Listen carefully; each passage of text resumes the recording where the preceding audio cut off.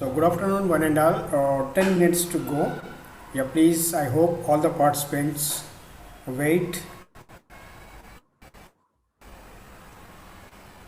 Today's keynote speaker will join soon. I request all the participants. The session exactly will start by 1 p.m.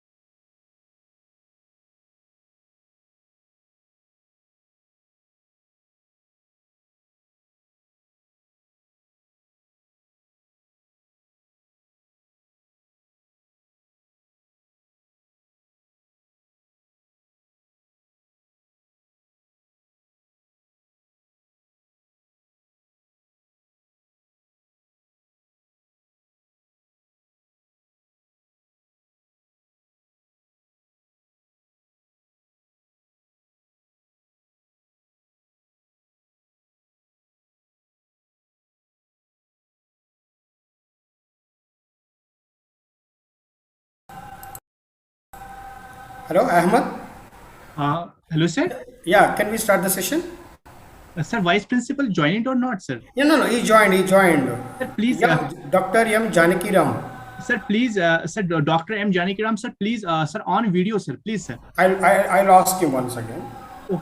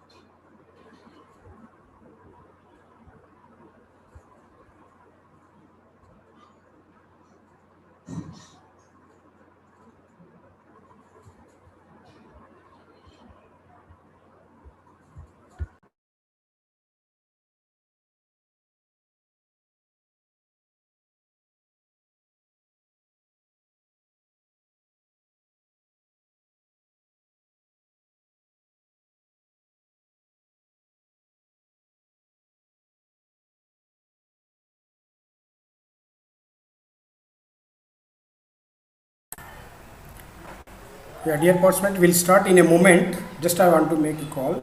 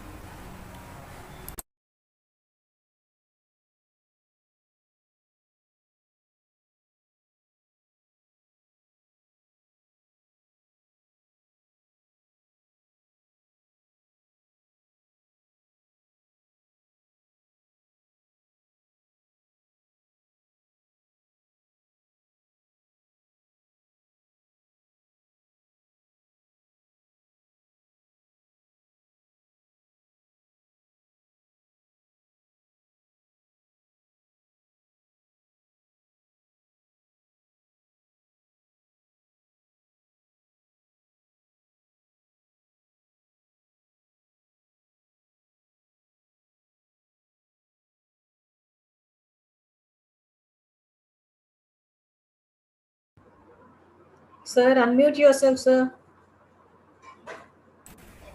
Yeah, now is the time to start the session. Good afternoon, ladies and gentlemen. Hope all are hale and healthy. Myself, Dr. P. Venkataya, Associate Professor of Commerce and convener of the today's webinar. It's my honor and pleasure to welcome you all for today's webinar.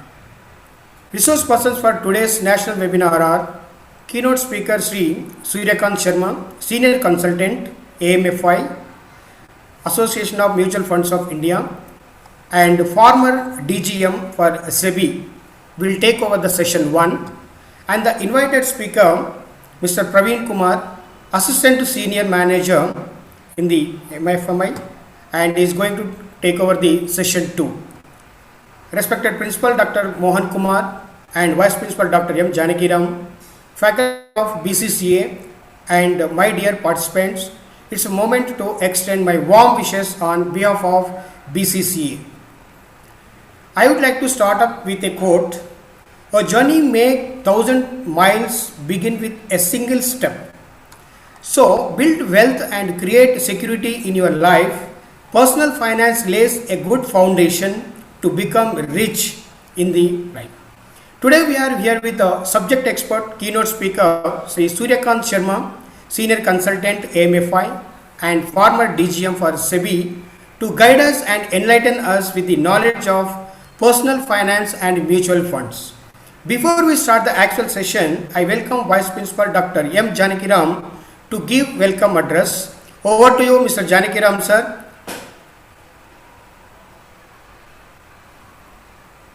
Janakiram, sir.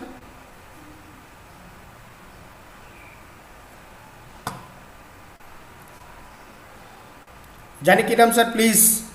Hello.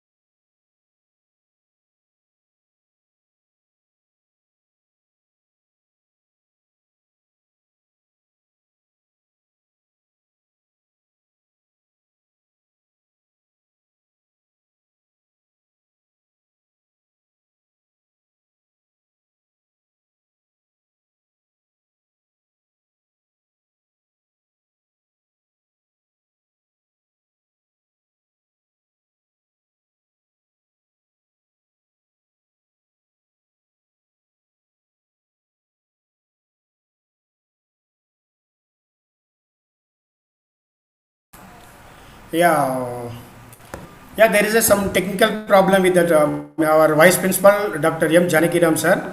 Now I request Dr. Rocky, IQAC Coordinator, to introduce today's keynote speaker, Sri Suryakant Sharma. Over to the Rocky ma'am, you please. Over to Rocky ma'am. Unmute, madam. Thank you, sir. It's my privilege to introduce the speaker for today's webinar, the first speaker, Mr. Suryakant Sharma, sir. Mr. Suryakant Sharma is a commerce graduate and master in law with specialization in corporate laws. He's also Chartered Associate of Indian Institute of Banking and Finance. He has over 35 years of experience in banking and finance and securities market, and he has served in a leading financial institution thereafter in the Department of Financial Services, Ministry of Finance, Government of India, and finally in SEBI. Sir joined Securities and Exchange Board of India in 2003 and served there for more than 15 years in various departments of SEBI. Lastly, in addition to other assignments, he was DGM in charge of Office of Investors Awareness and Education in SEBI's Northern region for more than 5 years. Sir is also a member of working group of NCERT for developing vocational courses on mutual funds for students of 11th and 12th classes. Sir is also a mentor of few of NGOs working for financial literacy and investors awareness in the country. Under his supervision, more than 15,000 financial literacy and investors awareness programs were conducted across North India, and he himself has addressed as guest speaker in more than 600 IAPs. After superannuation from SEBI in 2019, he has joined the Association of Mutual Funds in India, an apex body of mutual fund in India, as senior consultant, North India. We are pleased to have you today, sir, as our speaker. Now I request sir to take over the session.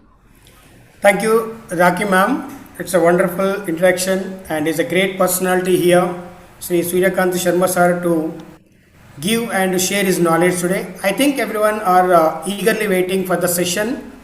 Before that, I would like to inform the participant that if any questions during the presentation, kindly drop it in Zoom chat box or YouTube chat box, and you can also ask directly questions those who are attending in the Zoom at the question answers time. The happy thing is that here we received through all over India, and 5 from the out of country also we received, sir, from other countries, and total 1300 registrations. It's a very positive response we have. The eminent speakers are here, and it's a very happy, and Zoom is full now, already 300 cross, and I'm very thankful to the AMFI by providing Zoom platform also for this. Not only they are arranging the resource persons, and very happy to share that to all the participants, the Zoom platform and YouTube platform also they are sharing, means of a burden they are sharing with us. Such a very nice kind, sir. I am very thankful to on the behalf of our college and our staff members, and 1300 registrations are there, well done. And now I welcome Suryakant sir on behalf of the college. Kindly start the session, sir. Thank you very much, sir. Over to the Krishnakant sir, Suryakant sir. Thank you, Dr. Venkatria. Am I audible? Yes, sir. My voice is clear, I feel. Yes, sir. It's clear, sir. Please continue, sir. Thank you very much. Thank you very much. Respected principal of the BCC, respected vice principal, Dr. P. Venkatria, Dr. Rakhi ma'am, other members of the core team, I am thankful to all of you for giving me opportunity to interact with you. You are such an intellectual group of persons here. I find myself privileged to be with you. I feel this is the time we should talk about our money. Dr. Venkatria will agree with me. But before coming to the subject, two, three requests I wish to make to all the participants. Of course, Dr. Venkatria has already made it, but it's my duty also. This program is for the participants only. All who have joined, all who have got registered on Zoom and now on YouTube also. I welcome you all. And since this is a program for all of you, I will request all the participants. Of course, I can't dare to ask Dr. Venkatria or senior faculty members, but those who are young investors, even some students may have also joined. Kindly have a pen and pencil with them and note down anything they found useful or a new information or a new idea in my session. Because I wouldn't be having time to deal with all the issues or topics related to the subject. I would try to be very brief. But if you wish to explore those issues or points in detail, you can kindly explore those things through Google or websites. All the information nowadays available on websites, we all know. Secondly, as Dr. Venkatria said, I would be very happy if more and more questions come from the participants. I will request all of them kindly to put their questions in chat box or in question answer session also. We will try to make it live so that participants can ask questions live when they are there. Now coming to the topic, today's topic,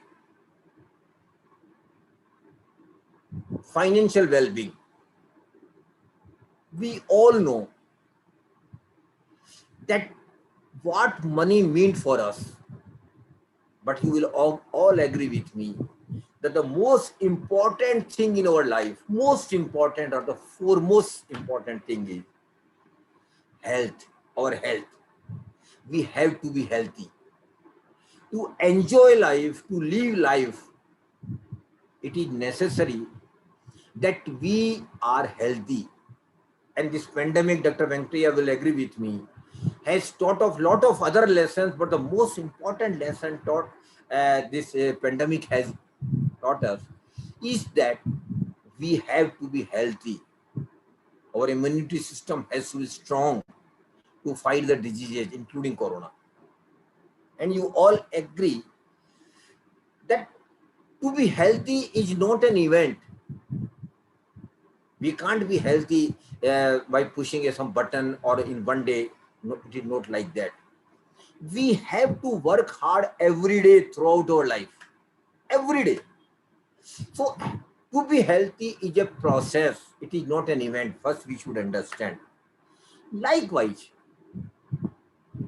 to manage our money, to manage our personal finance, it is again a process. It is not an event.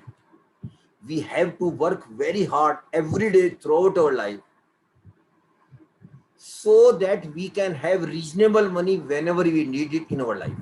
That I feel is the financial well-being. I don't feel we should have plenty of money, or I don't think majority of us will have plenty of money, 50 crore, 10, 100 crore. It might not be possible for all of us, because I feel most of the participants are salary class, middle class persons.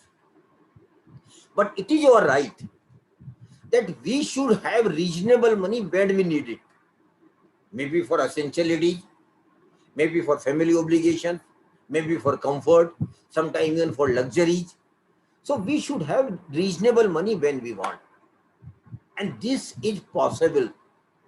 My whole session will be around this subject, that yes, it is possible. We can have reasonable money throughout our life. Yes, I am assertive on it, that yes, we can have reasonable money. But there are some things, some conditions or some preconditions rather we have to fulfill for having reasonable money in our life. So just to start with, I just ask you a basic question: what money gives us? Dr. Venkataya might be agree with me that the foremost thing money gives us is to take care of our essentialities. This is the foremost thing. This is the first thing. After that comes comfort. Money gives us comfort. If we have money, we can mobilize comfort for us and for family. Thirdly, money gives us some sort of little bit luxury also, if we have reasonable money with us. But one of the most important thing money gives, Dr. Venkataya, you will agree with me. Money also gives us mental and financial security.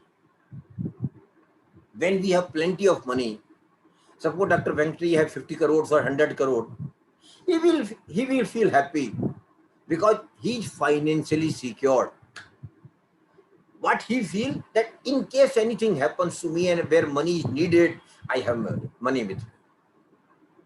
But you will agree with me, sir, Dr. Venkataya, that most of the middle class persons, I will be happy if Dr. Venkataya on his video also, I will be happy if he can. Most of us, unfortunately, don't have plenty of money. Don't have plenty of money. We are all middle class, salary class person. We do have reasonable money. We don't have plenty of money. So financial security is always a dream for us, because we don't have plenty of money. But there is other way around through which we can have financial security for ourselves and our family. I wish to mention here three things, Dr. Venkataya, for all the participants. Kindly note it down. If you have not done any of these things, kindly do it as early as possible, because that will give you financial security to you and your family. The first and foremost thing is, every individual who is earner, and students also, I wish to tell that they are going to earn very soon, start earning very soon. Every earner, Dr. Venkataya, should have adequate life insurance cover. Adequate life insurance cover. Every person should have. It is because insurance is very essential. But one thing I wish to mention, Dr. Venkataya know it very well. Insurance is not an investment. And unfortunately, in our country, insurance is still being sold as investment product, which is not. What insurance gives us? Life insurance simply gives an assurance to your family that in case you are not there because of accident, because of death, family will get a reasonable amount return and income on which they can sustain themselves. That's the only purpose of insurance. Kindly mind it. So insurance is very essential for every earner, every person, and more particularly those who are single earner in the family. This is the first thing. And when I said adequate life insurance cover, what does it adequacy means? Adequacy means 10 times of your annual income. If Dr. Venkaya's annual income is 20 lakhs per annum, I'm not disclosing it anything, sir. It might be more than that. Just for the sake of example, I say that it is 20 lakhs. So you should have life insurance cover of 2 crore rupees. This is the adequacy. You should not take total life insurance, 10 lakhs, 20 lakhs, 25, 30. It will not serve the purpose. So you should have adequate life insurance cover. This is the first thing I want to tell you. Early you take, lesser will be the premium. This is the golden rule of insurance. A person, and in my age, there were only 2 insurance products available in the market, which were sold as investment product also. These were money back and endowment. But now Dr. Venkataya knows it very well. A new product has come in which were not available earlier. That is term insurance. Term insurance is a product available now which is very cheapest and honestly speaking true insurance product. Early you take, lesser will be the premium. A person of the age of 25 to 30 years, of course he is earning, can take a life insurance cover of rupees 1 crore by paying a monthly premium of around 900 rupees. That I think is not a costly affair. So kindly think of taking life insurance cover as early you can. This is the first thing I wish to tell you. All the participants and those who are students also, they should think of taking life insurance cover when they start earning. Second thing, sir, every individual and every family for that matter should have medical health insurance cover. Health insurance cover. This is also very essential. Why it is needed? That in case of medical emergency happens in any family member, and you are required to be admitted into hospital, you know the expenses involved in private hospitals particularly. It may run into lakhs of rupees for a week or even 10 days. I don't know whether your college is giving any medical facility to you, but it might not be adequate. It might not reimburse you all the expenses of it. So I suggest that every individual should have an independent health insurance cover also. And one thing, very unique policy available in the market, Dr. Venkataya, which can cover your whole family in one singular policy. That is called floater policy, umbrella policy. It is umbrella health insurance cover, where not only you are covered, your spouse is covered, your kids are covered, even your parents are covered. And again, the same rule applies. Early you take, lesser will be the premium. So kindly take an health insurance cover as early as possible of the adequate amount. Again, adequacy depends upon location to location. In metros, I feel it should be around 30 lakhs. But in 2-tier, 3-tier cities, it can be even 15 to 20 lakhs. So kindly take an health insurance cover policy also for the family. And that is floater policy. And third thing, Dr. Venkataya, I wish to mention, you will agree with me that Corona has taught us hundreds of lessons. Corona has changed us, honestly speaking. Our thinking, our living, our relations, our connectivity with the person, everything is changed. But one most important thing Corona has taught us, that every family should have an emergency fund of around 10 lakhs. Why it is required? We all know thousands of people have lost their job. Businesses are closed. People have got reduction in their salaries, are passing through a very stress period as far as money is concerned.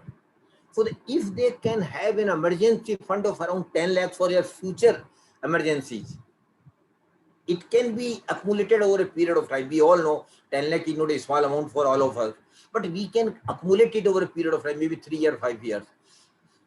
Once you accumulate, kindly make it a point that you will never use it for other purposes except that emergencies. Emergency may come in different way in future, may not be in a form of corona, but it may come in different way. So every family should have an emergency fund of around 10 lakhs.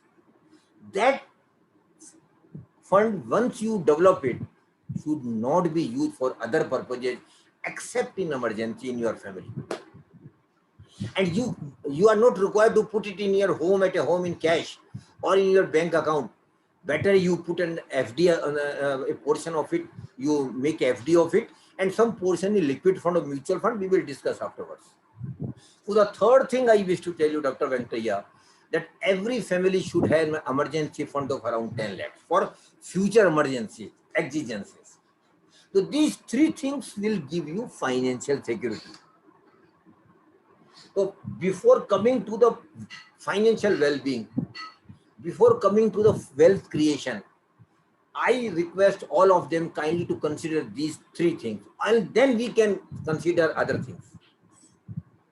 Now you will agree with me that the main source of income for all of us, sir, is our monthly salary.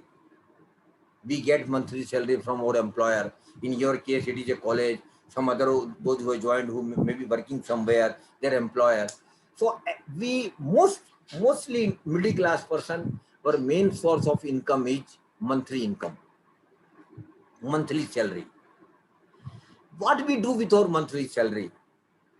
A majority of portion of our monthly salary goes into taking care of our monthly expenses, groceries, travel, kids education, conveyance, bills, lot of other things. So majority of our income goes into taking care of our monthly expenses. But Dr. Venkataya, you will agree with me that it is in our blood, in the blood of Indians, that we don't spend all our money which we earn.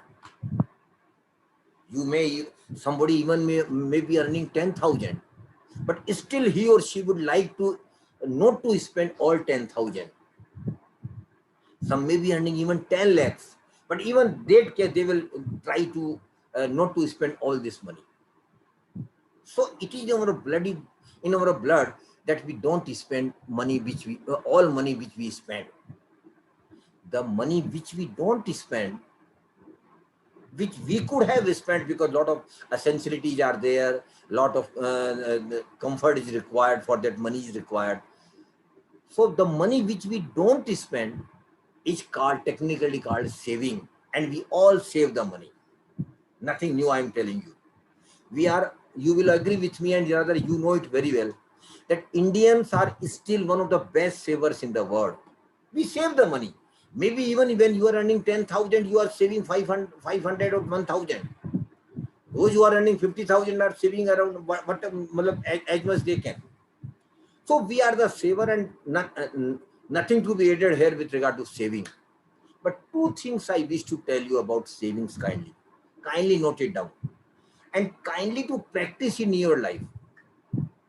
The first thing is, kindly identify an amount, Dr. Venkataya and all the participants, which you can comfortably save.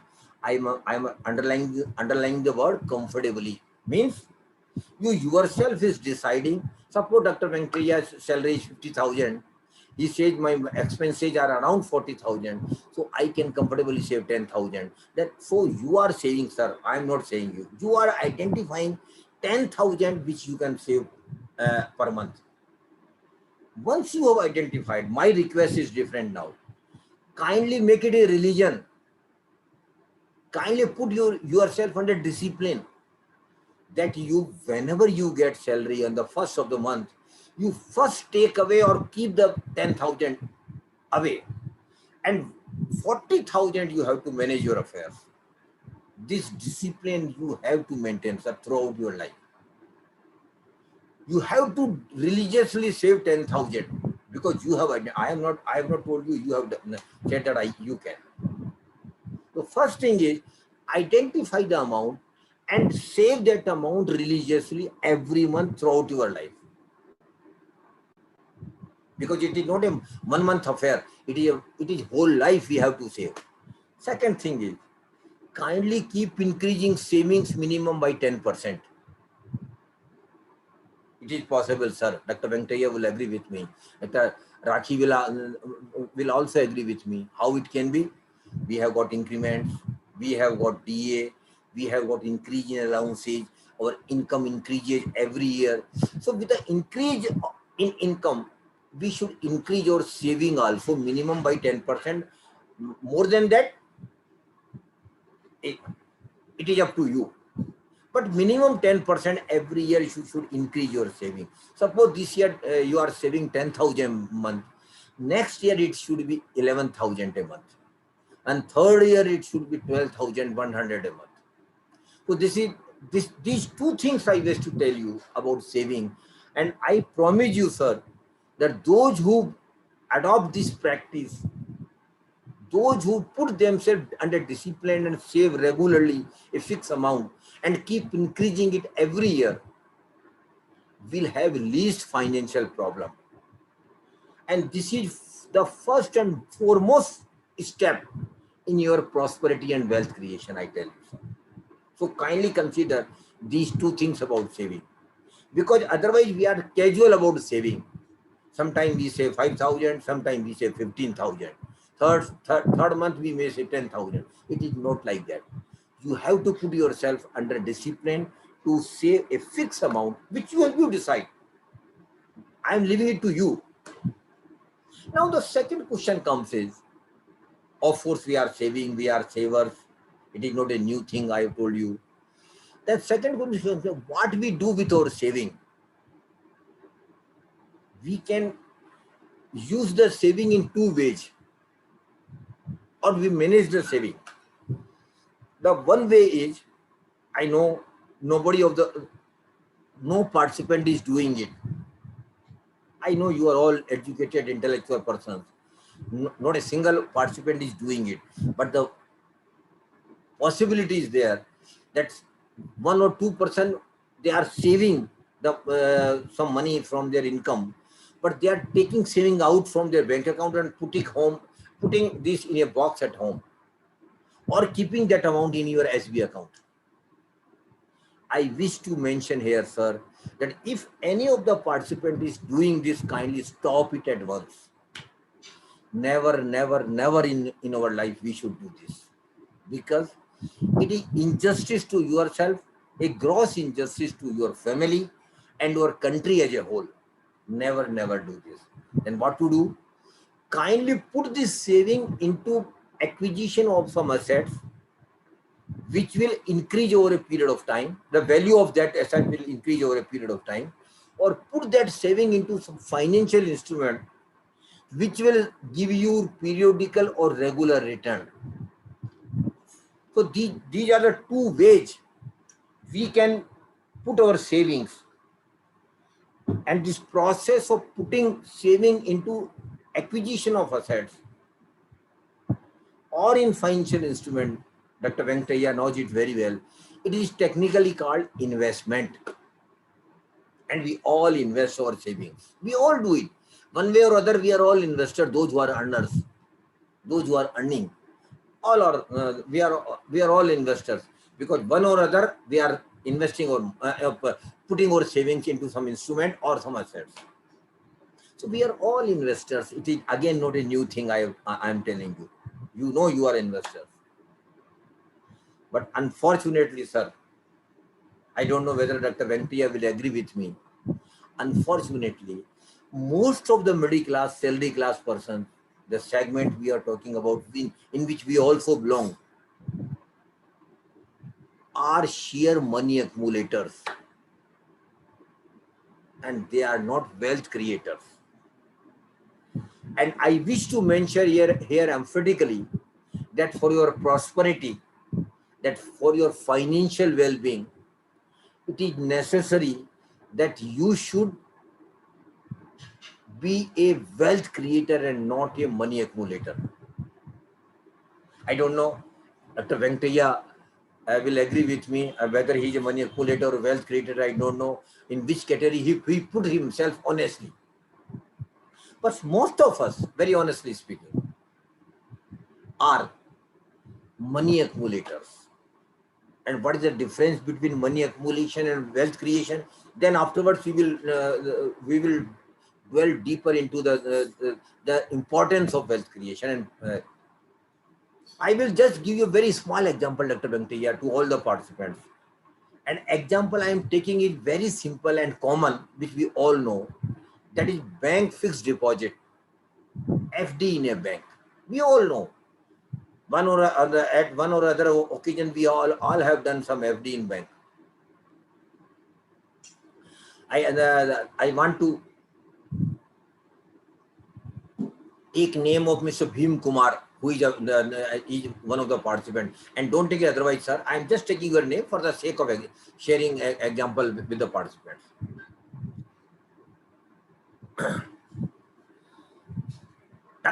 Mr. Bhim Kumar goes to a bank. He has 1 lakh rupees with him. He goes to a bank and put that in a 1 year FD. The present interest rate is 6%. After 1 year, when I meet him and I just ask him, Mr. Bhim Kumar, what you have got? He smiles and says, I have got 6,000 as interest, income rate of interest was 6%, and bank has given back my money. And he's happy. He's happy that he has got 6,000. When I asked him, Mr. Bhim Kumar, are you happy? He says, yeah, of course I am. Can't you see my passbook? I have got 6,000 credit as interest income in my on my FD. Mr. Bhim Kumar, you are right, but you are not right. You are right because you got 6,000 as interest income. But you simply ignore two major factors which you have to look into while making any investment. And normally we people ignore those factors. We simply see the money which we get and feel happy. Mr. Bhim Kumar got 6,000 and he's happy, but he ignored, he didn't give any notice of two important factors which I feel he should have done as an investor. And the first factor, which is most important factor, kindly note it down. This is the most important factor with regard to our investments, and we normally ignore. The factor is inflation, mehengai. We all know what inflation is. Inflation simply means increase in the prices of goods, items or services over a period of time. When Mr. Bhim Kumar had gone to make an FD last year of 1 lakh rupees, whatever he could have purchased from that 1 lakh rupees, or have acquired something, or have availed some services, would he be able to get same item, same services, same goods after 1 year at 1 lakh rupees? I think his answer will be no. He wouldn't be able to get the same services, same items at 1 lakh rupees because of inflation, because of increase in prices. It will not be possible for him. Suppose the inflation rate is 5%. What does it mean? It simply means that Mr. Bhim Kumar will now have to spend 1,05,000 rupees on the same item, same thing, same goods, same services, which he could have availed at 1 lakh rupees. Now he will have to spend 1,05,000 rupees. So now you see the proposition. Out of 6,000 he earned, 5,000 has been eaten by the inflation. And this is a very important factor. Bhim Kumar, and for that matter, all investors must keep in mind. Because inflation simply eat our income majorly. So out of 6,000, 5,000 has been eaten by the inflation. But still he says, he is still happy. He says, I am still having 1,000, sir. You are right, Mr. Bhim Kumar, but you are again not right. Why? because you must understand and know that most of the income or return on return are taxable. Dr. Venkataya will agree with me, except some governmental scheme where no income tax is leviable or are tax free. Most of the income are taxable. Even in bank interest, you all know, beyond a threshold limit of 10,000, whatever you earn after 10,000 is taxable as per your slab. And I presume Mr. Bhim Kumar has already earned 10,000 from some other FD or some other bank income. And this 6,000 is beyond that. So he will need to pay income tax on 6,000 also. And Dr. Venkataya now agree with me that nowadays, because of synergy, because of technology, it would not be possible for him not to include that income in his income tax return. He can't avoid this. If he doesn't mention it in his income tax return, there is a very brighter possibility that he may get notice from the income tax department that Mr. Bhim Kumar, you had earned 6,000 beyond 10,000. You have not included that income in your income tax return. Kindly pay income tax on that 6,000 and pay penalty also for non-inclusion. So here you see the proposition that 5,000 has been eaten by the inflation out of 6,000. And if he is in the 20% bracket, he will need to pay 1,200 rupees as income tax as well. So 5,000 plus 1,200 is equal to 6,200. What he got, Mr. Bhim Kumar, if you are here, you got nothing. Rather, you gave 200 rupees out of your own pocket. You got nothing, but you were happy because you got 6,000. So in reality, you got nothing, but notionally you got 6,000. But on all investments, again I come to the point, and I am not discouraging bank deposits. All your investments, you have to see what is your real return. You should not be happy with the notional return, because notional return is literally an illusion. You might be happy that you got something, but in reality you got nothing. So if you are getting nothing on your no return on your investments, then you are sheer money accumulator. Kindly mind it. And the formula of real return is very simple. Real return equal to notional return, here 6,000, minus inflation 5,000, minus income tax 1,200. So you got nothing. And you just become money accumulator. And this happens with most of us throughout our life. But you need not be like that. Now time is changing, things are changing. We have some real return on our investments. That may vary from 2 to 10%. Real return, again I am telling you, not notional return. So we should have around 2 to 5% normal return in these stress times. If any of your investments, kindly analyze all your investments. If any of your investment you are not getting any real return, you are getting nothing, sir. You are sheer money accumulator and you are not wealth creator. I just take example forward. Suppose the interest rate is 8%. In that scenario, Mr. Bhim Kumar will get 8,000 as interest income.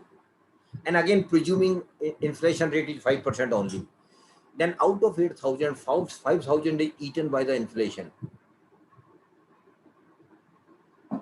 There still remains 3,000. Out of that, of course, I will tell about mutual fund, my dear. Just wait for a minute. Out of that, if you still remain 3,000, out of that, you will need to pay income tax, that is 1,200 rupees. But 1,600 rupees, 20%, you are in 20% bracket. But still there remain 1,400. That is your main income. That is your real return. So kindly keep increasingly analyzing your all investment in the prism of real return and don't feel satisfied on notional return, because that is really no return. The remaining 1400 in the case of 8000 is your real income, and that will go on increasing your wealth creation. That will give a way for you to create wealth. So kindly mind it. Now the second question comes, Dr. Venkataya, that we are all educated, we know everything, we feel at least we know everything. Why we are money accumulator then? Why most of the middle class person are money accumulator? We are money accumulator because of our mindset, sir. Because of our mindset. Because middle class person, they have a typical mindset. I don't know, Dr. Venkataya will agree with me. What mindset we have got? We don't want to take any risk. Whenever anything comes to us, our first question is, "Arey Baba, इसमें कोई risk तो नहीं है?" And when somebody says a risk to hai, then leave it. I will not go for it. This is our standard answer to most of the investment. But Mr. Venkataya sir, kindly note, yes, risk is there in most of the investment, except in some governmental scheme. Risk is there. In every investment, risk is there. Degree of risk may vary, but risk is there. What is risk? The most dangerous risk is losing our money or principal amount. Suppose you invested somewhere and next year or after some time your money is lost, or you didn't get, or some portion of money is lost, or you didn't get expected return. So that risk is there. So I admit and I accept that in most of the investment risk is there. But Mr. Sir, mind it. After accepting, there is a possibility that I can explore ways from where I can minimize your risk or I can manage your risk. That is possible only when we accept that risk is there. I tell you, yes, risk is there, but risk can be managed, sir, and risk can be minimized. It is possible. And once an assurance I get that risk is managed, then I feel free to invest with some risk. Risk is there, but risk can be managed, risk can be minimized, but risk can't be zero, sir, mind it. Risk can't be zero in most of the investments. What is the formula where we can manage our risk? I, sir, give you very two-word, very simple formula. Kindly note it down. It will change your thinking and life, I tell you. Very simple two-word formula. This will change your life if you practice this in your life. The formula is very simple. Think, understand, and invest. Two-word formula. Think, understand, and invest. What is we have to thought? The first word is think. We have to think about ourselves. What? We have to think two things about ourselves. First is risk appetite. What is our risk appetite? Every individual has got different risk appetite. Dr. Venkataya has got different risk appetite. Dr. Rakhi has got different risk appetite. Third person Indurani has got different risk appetite. All participants have got different risk appetite. So kindly analyze your risk. And secondly, sir, you will agree, risk taking capacity of every individual keep changing with the time. When Dr. Venkataya was very young, around 25 years, he could have taken much risk. But now he's married, he has got children. Of course, sorry, sir, I am right what I am saying. In that scenario, his risk-taking capacity has become lesser. But when he becomes 50, 55, his risk-taking capacity will be literally zero. He wouldn't like to take any risk at that time, because her whole emphasis will be to save the money, whatever he has accumulated. So in individual's life also, we risk appetite keep changing with the age. Second thing is, we have to look at our time horizon of investment. Normally we don't look at. Whatever we get, if we have money, we simply save, send, invest the money. This is not the right way. We should invest our money keeping time horizon when we need money. And you kindly agree with me, Dr. Venkataya, that we all have got common milestones in our life where we will need money, rather huge money. What are these common milestones? If you are not married, you will get married. After marriage, children will come your life. Celebration might be there. Then children will go to the school, admission of children in good public school. Then after that, uh, uh, your family will desire you to have your own house. Then family will desire to have your uh, own vehicle, four-wheeler. Then family will like you to take them to vacations. Then family, the children grown up, you will like them to send for a very good higher education, professional education. Then for their marriage, you will think after some time. And lastly, a time will come when we get retired. These are common milestones in our life. Common milestones. You can announce whatever you want. So I just give you, Dr. Rakhi, a simple exercise to all the participants for next Sunday. This is a simple exercise I wish to give all the participants, particularly young participants, of course, those who are within 30, 35. Next Sunday, kindly sit with your family, have a pen and pencil, make 3 columns of it. In the first column, you put the milestones you will have in your life. You just recount the milestones.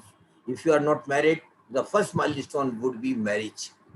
Second will be arrival of children, celebration. Third might be admission of children in a good public school. 4 might be vacation. Third might be purchase of a house, your contribution. Fifth might be purchase of a vehicle, your contribution. Then higher education. Whatever you want to add, you add. In the first column, you just put the milestone in your life. In the second column, kindly put the period when it will happen. Suppose you are not married and you say, I am likely to be married after 2 years. Put 2 years. Likewise, against each milestone, you put the probable period. Again, a broad estimate only. Precisely, it will not. You will not be able to put the period, but broadly, just put the period. 2 year, 3 year, 5 year, 10 year, 20 year, 25 year, 30 years, whatever it may be. And in the third column, you put the money you will need for that milestone. Suppose you say you are not married and you are likely to be getting married after 2 years, and you will need 5 lakhs for that, because most of their expenses will be taken care of by your parents. Put 5 lakhs. Or rather, to your prudent side, put it 5.50 lakhs, but because of inflation, the prices of every item will keep increasing. So put it 5.50 lakhs. So likewise, in against all milestones, put the money you will require. Keep factoring in inflation also. And I say, Dr. Rakhi, when this chart is complete, you might get scary. And I need you to be scary. Why? Because you will feel that, oh, Baba, I will need crores of rupees in my life, including a very huge corpus for my retirement. I have simply 5 lakhs or 10 lakhs with me. What to do? I feel you should get scared, because this vision document which you have made yourself is technically called, ma'am, financial planning. And every family should have financial planning, Dr. Venkataya. I emphasize here. Every family. Because then this gives you a purpose of investment and saving. And this gives you a clear, distinct idea to you when you will need money, how much money you will need at every interval of your life. So once this vision document is here, one financial plan is there of your family, you will start working very seriously on it. You will start working in such manner that you get money, you have money when you need it. So suppose you are married, for if you are not married and after 2 years you will need 5 lakhs for your marriage.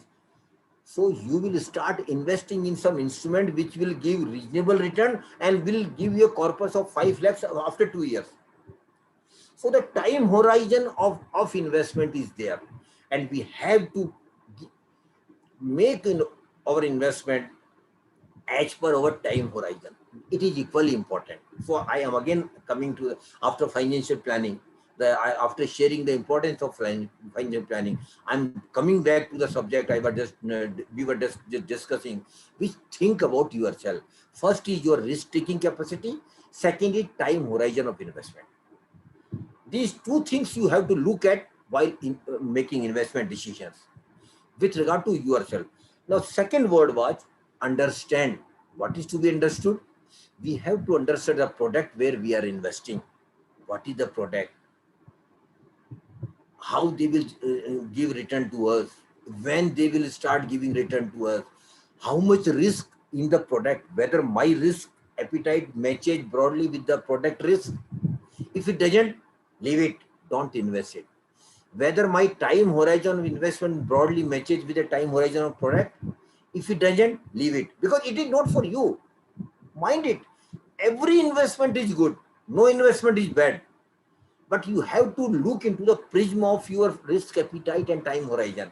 If it fits broadly, then it is a good product for you. Otherwise, leave it. It may be good for others, but it may not be good for you. So kindly always keep this formula in your life. Think, understand, and invest. One more thing I want to tell you about investment is rule of compounding. Dr. Venkatesh know it very well. We all have studied in our 6th and 7th standard compounding interest and simple interest. What is compounding interest? We put adding interest every year. What we get? Einstein has told distinctly that this is the 8th wonder of the world. Rule of compounding is the 8th wonder of the world. Kindly mind it. What it is? Whatever you earn as return or income on your investment should not be utilized or consumed. It should continue to be reinvested with the original investment. This is the formula. Whatever you earn. Suppose you have invested 1 lakh on FD. After 1 year, you got 6,000. You should not enjoy this 6,000 on party or some celebration. You should invest this 6,000 also with next 1 lakh. If you continue with this practice, I tell you, ma'am, after 15-20 years, not immediately, but after 15-20 years, you will be happily surprised that your return has become greater than your investment. But that will happen not immediately, but after 15-20 years. So kindly practice rule of compounding in your all investment decisions. Now this was the first segment of my session, where we generally discuss what the investment, saving, rule of compounding, financial planning, risk management, all these things we discuss. Now coming where we can invest. Some participant was very eager or rather in great hurry to know about mutual fund. But I thought first I should deal with the basics, then I come to the products. Where we can invest. There are multiple options available for all of us. The first and foremost, Dr. Rakhi, available to us is governmental scheme. PPF is there, you all know, Public Provident Fund is there.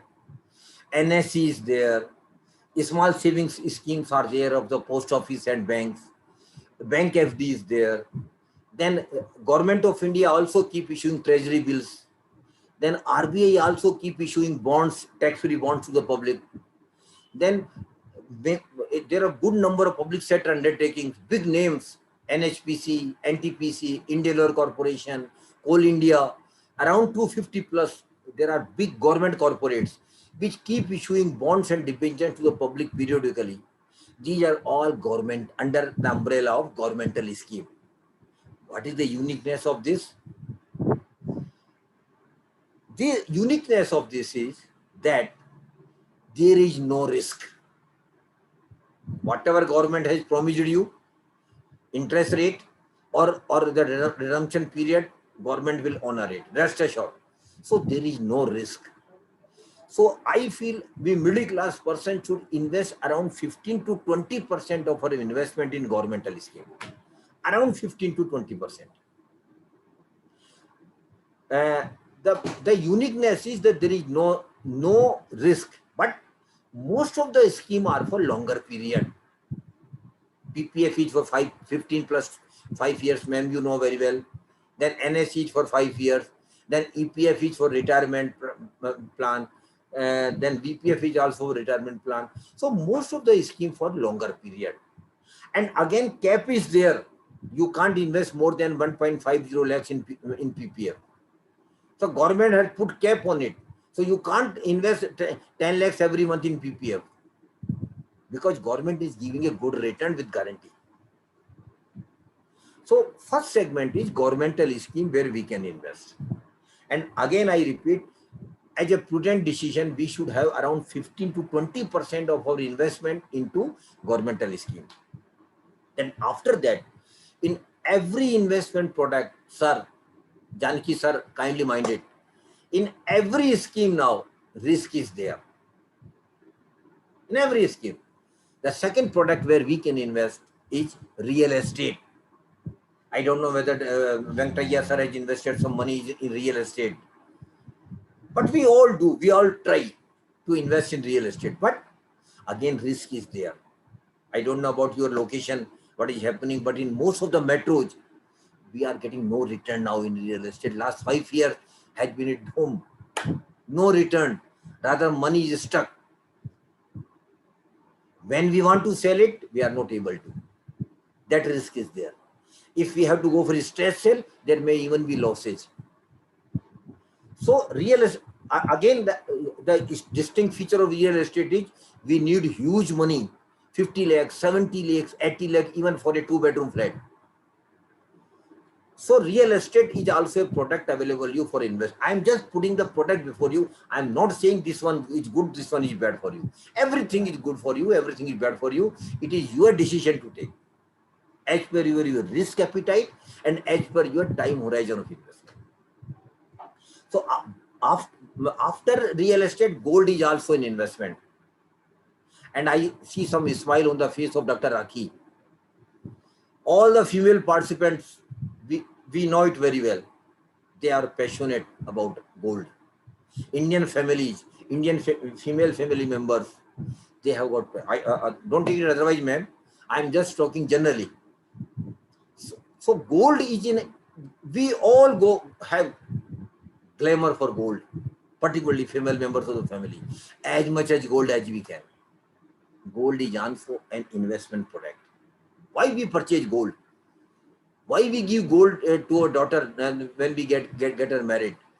Just to give him a security that in case of some emergency, they can sell the gold and take care of emergency. But that will never happen. We normally don't sell gold. Normally it happens that rarely we sell gold. But gold is an option. And I feel personally 5 to 10% of an investment should be in gold. Earlier, you have to purchase gold in physical form only. But now Dr. Venkataya knows very well, all the participants. We can purchase gold through digital mode also. And there is a very good scheme in the government is on nowadays. Sovereign gold bond scheme. Very good scheme of the government. 2.5% guaranteed return. Then plus appreciation. Scheme for 7 years. So it is very good. We can purchase gold digitally now. That is again facility available nowadays. Earlier it was not available. We can purchase gold even through ETF also. Exchange traded funds are there. Mutual fund are also there where you can purchase gold through in digital form. So gold is also an option. After that, now when coming to the participant was very eager to know security market. There is also an option we can invest our money in security market. But I don't know whether Venkataya sir has made investment in security market or not. Because a good number of middle class person, when they hear about security market, Are Baba na, we don't make it. Pata nahi kya hai ye. It is a speculation. How market goes up, how market goes down. I lost the money. I invested some money, but I lost the money. I invested some money on the advice of my friend or some agent. So I will not now invest never in security market. This might be the experience of some of the participants. But sir, I wish to tell you, security market like other products has also risk. Gold has got risk, real estate has got risk. So is the case in security market. Security, but one data, sir, I wish to share with you. Security market has given 15% average return for the last 35 years. Dr. Venkataya kindly noted. And it is a fact, I am not exaggerating the things. 15% average return for last 35 years. No other product has given. Governmental scheme has given around 7 to 9% return. Real estate has given 6 to 8% return last 35 years, average I am telling you, not regularly. Gold has given you around 6 to 7% return only in last 35 years. So security market has given 15%. I am not again saying you leave the program and go invest in the security market. No, it is not my intention. I just to say you that gold is security market is also an option available for you, but kindly mind it. Security, Dr. Venkataya, security market is a knowledge-based market. You must have wide knowledge, adequate knowledge of the market, how market functions, how companies functions, how economy functions, how market goes down, how market goes up. You must have knowledge of the market. And secondly, you have time to invest, to look the movements of the market. So if you don't have knowledge in the market, if you don't have time, kindly don't enter into the market directly. This is my personal advice. Don't enter into the market directly, sir. Because again, risk is there and there is a very, very swift movement in the market. Gold prices also goes up and down. Real estate prices also goes up and down, but very slowly. But in market, every hour prices keep changing. Every hour market goes up and down. So we feel that it is a speculation. It is not like that. It depends broadly on fundamentals. Of course, some extraneous considerations are also there, but broadly it depends on fundamentals.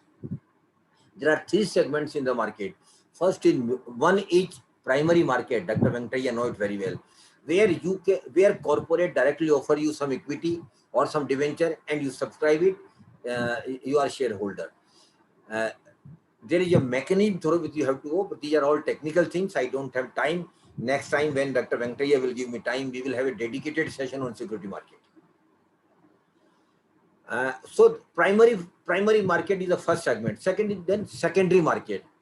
Secondary market is just like a market. We go to the market, purchase groceries, vegetables, fridge, TV, car.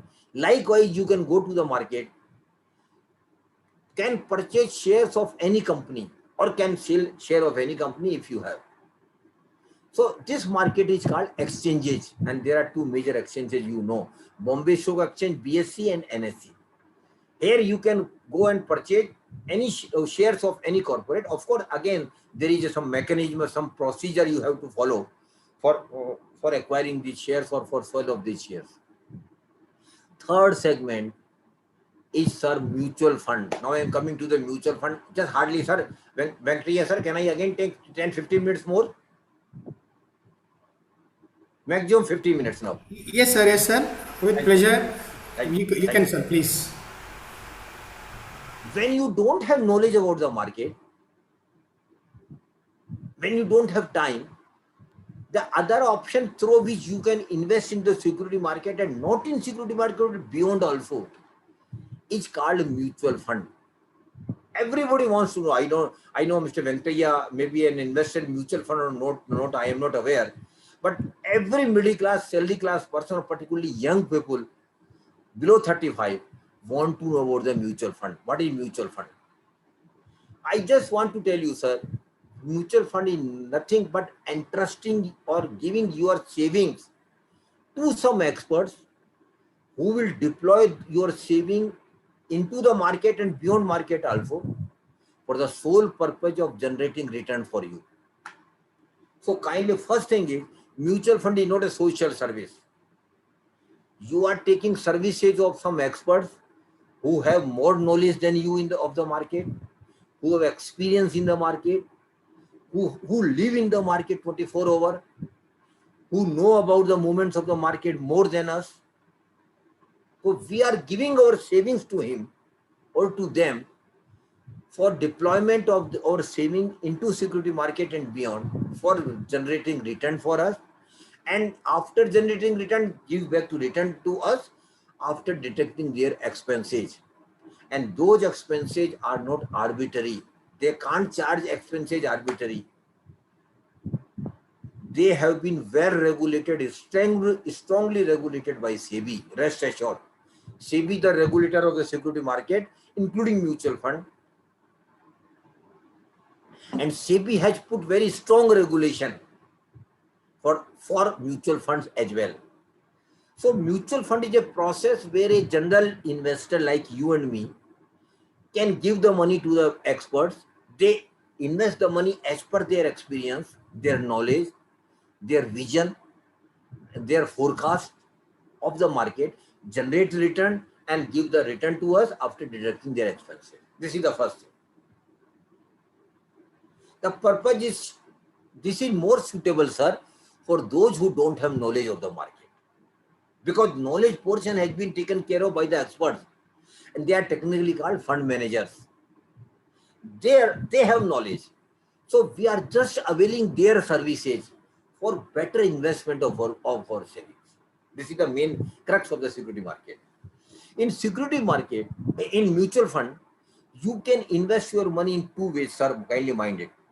First is direct plan and other one is regular plan. And I urge all of you, kindly go through direct plan only. In direct plan, you simply go to the website of the AMC, of the mutual fund, select the scheme, complete the formalities, put the amount of investment, click it, you are invested. Online itself. You need to be tax savvy. And the most important thing in mutual fund is selection of the scheme. That is most important, sir. Kindly mind it. Selection of, and again you can do it, is not a rocket science. It is not a rocket science. You can select the scheme as you wish. You select the scheme, then invested. It is called direct plan, where no third person is there, Dr. Venkataya and AMC. He go to the AMC website, invest it. But when he is not able to put his investment on online or in direct plan, then other way is there. That is called regular plan. In regular plan, you will need to ask some mutual fund distributor duly registered with MC to come to you. He will come to you. But again, don't take his advice on the selection of his scheme. That is not a good practice. Ask him, first you select the scheme, then ask him to come. He will come with the form, he will complete the formalities, he will make your investment operational. And for all these services, he will charge some fees from you. That again, fees will not be upfront, it will be from your annual income. So it not a single penny will be charged upfront, mind it. That will be deducted from your annual income or annual statement only. And that will clearly reflected in your statement. So in direct plan is better suited or better is more beneficial to all of us, because it will give us more return. In regular plan, out of our return, some fees will be deducted of the distributor. So your return might be lesser. So direct plan is the best suited plan. Now mutual fund, every category of investor can make investment, sir. We can start investment in as less as 500 rupees per month. This is the minimum amount through which we can start investment in mutual fund. Then more than that, sky is the limit. You can invest 10 lakhs rupees a month. That is not an issue. So all categories of investment, a person who is earning 10,000 wish to save 500, mutual fund scheme is there where he can invest with the minimum amount of 500. Secondly, mutual fund schemes are available as per your risk appetite. If you are young, if you want to take risk, mutual fund schemes are available. That is called equity fund schemes.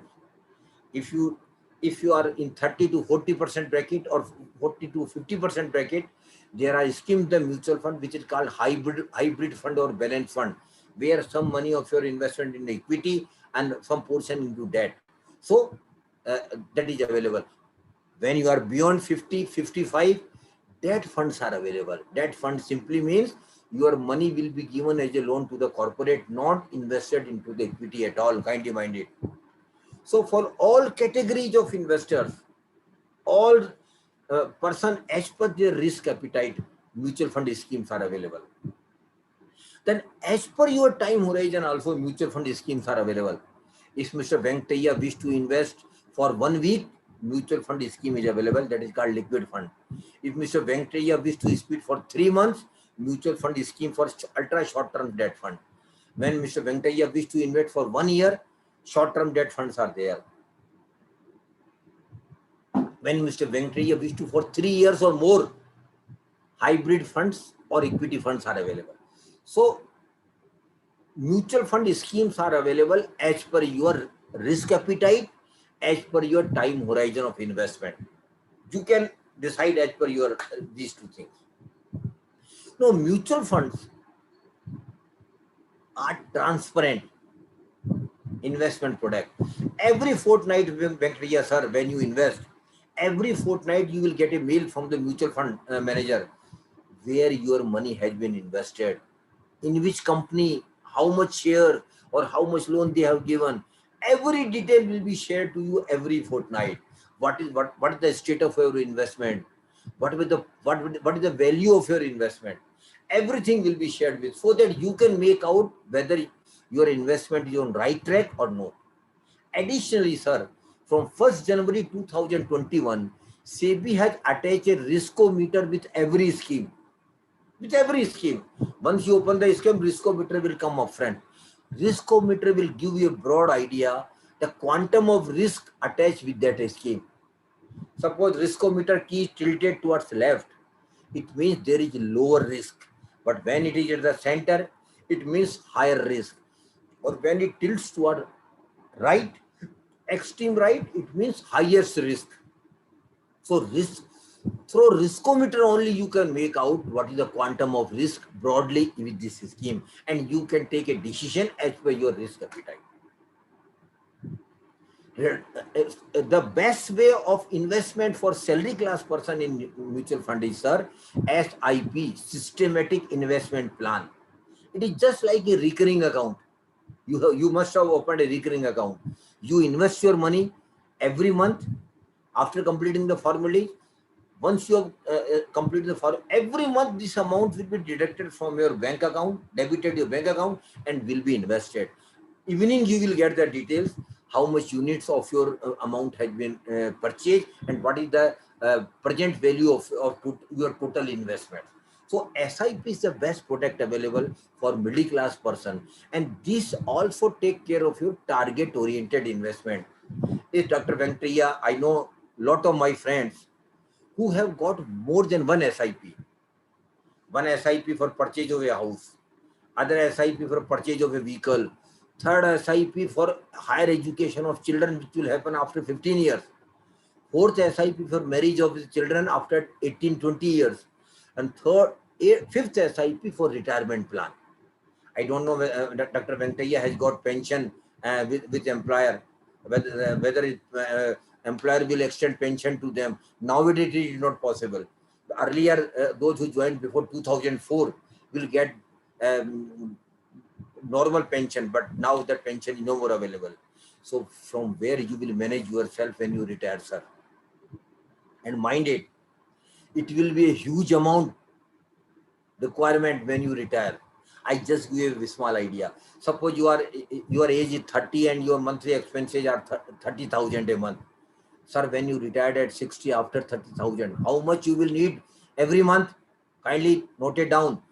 1.72 lakhs per month. because of inflation. So after 30 years, when you are 30 today, you are managing your affairs with 30,000.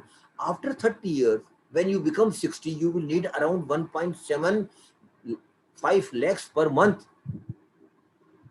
So the requirement corpus should be around 20 times of your annual expense. Suppose your annual expense is 2 lakhs at that time, 2 lakhs per month. So your annual expense will be around 25 lakhs. So your retirement corpus should be around 5 crore rupees. Sir, mind it. All young investors, I wish to give this figure just to warn them, just to sensitize them that you will need or you should develop a good corpus for your retirement plan as well. The major, there are two categories. Redemption again is very easy in mutual fund. Suppose you have developed a corpus of 5 lakhs after 5 years, you need 2 lakhs, write to them.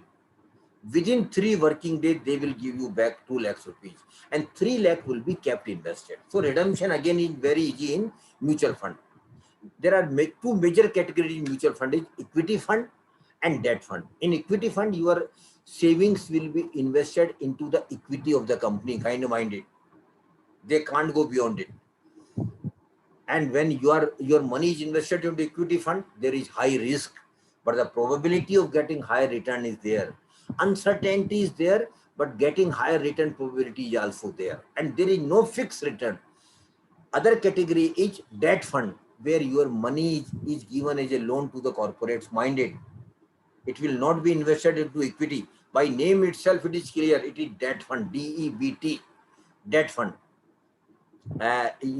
In debt, when your money is given as a loan to the corporate, two things are pre-decided: rate of interest, what you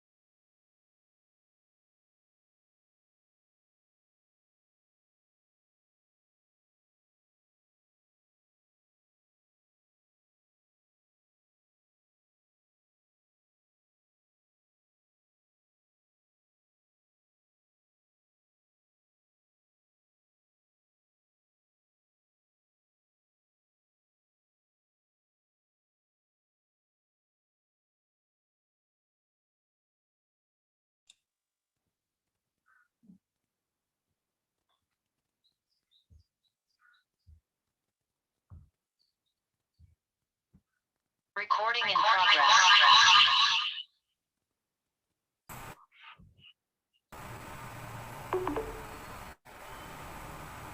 Yes, sir. Sir, due to some technical issue from speaker side, sir, please wait for sir 2 to 3 minutes.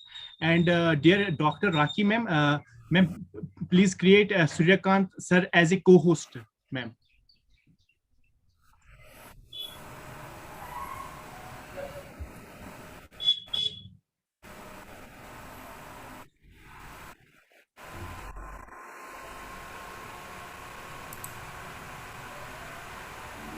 Sir, ask him to, sir, to open the video, Suryakant sir. Okay, sir. Okay, sir. Okay,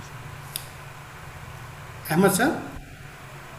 Yes, sir. Yes, sir. Please. I think his video is also off. Okay. Okay, sir. Okay, sir. Sir, please wait 2 minutes only, sir. Please. Sure, sure, sure. He didn't join yet, sir. I'm also looking for him only.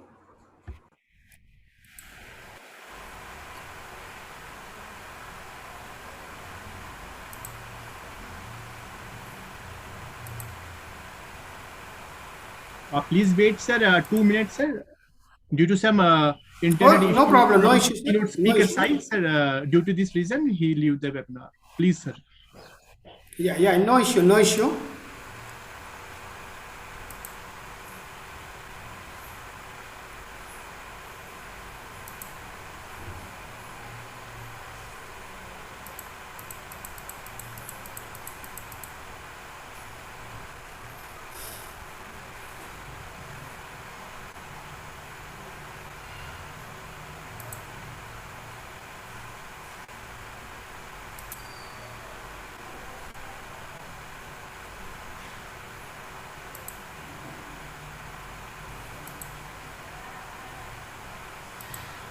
Sir, Suryakant sir, please unmute sir yourself. Yes. Am I audible, sir? Yes, sir. Yes, sir. Oh, sorry. No, Actually, no, sorry. it doesn't matter, sir. Thank you. So, there are two major categories of mutual fund. One is equity fund, other is debt fund. Third category is hybrid fund or balance fund, where some portion of your money is invested into equity and some portion into debt. So it will give you the benefit of both the things, higher return probability and safety. So balance fund are so beneficial for person who are above 50.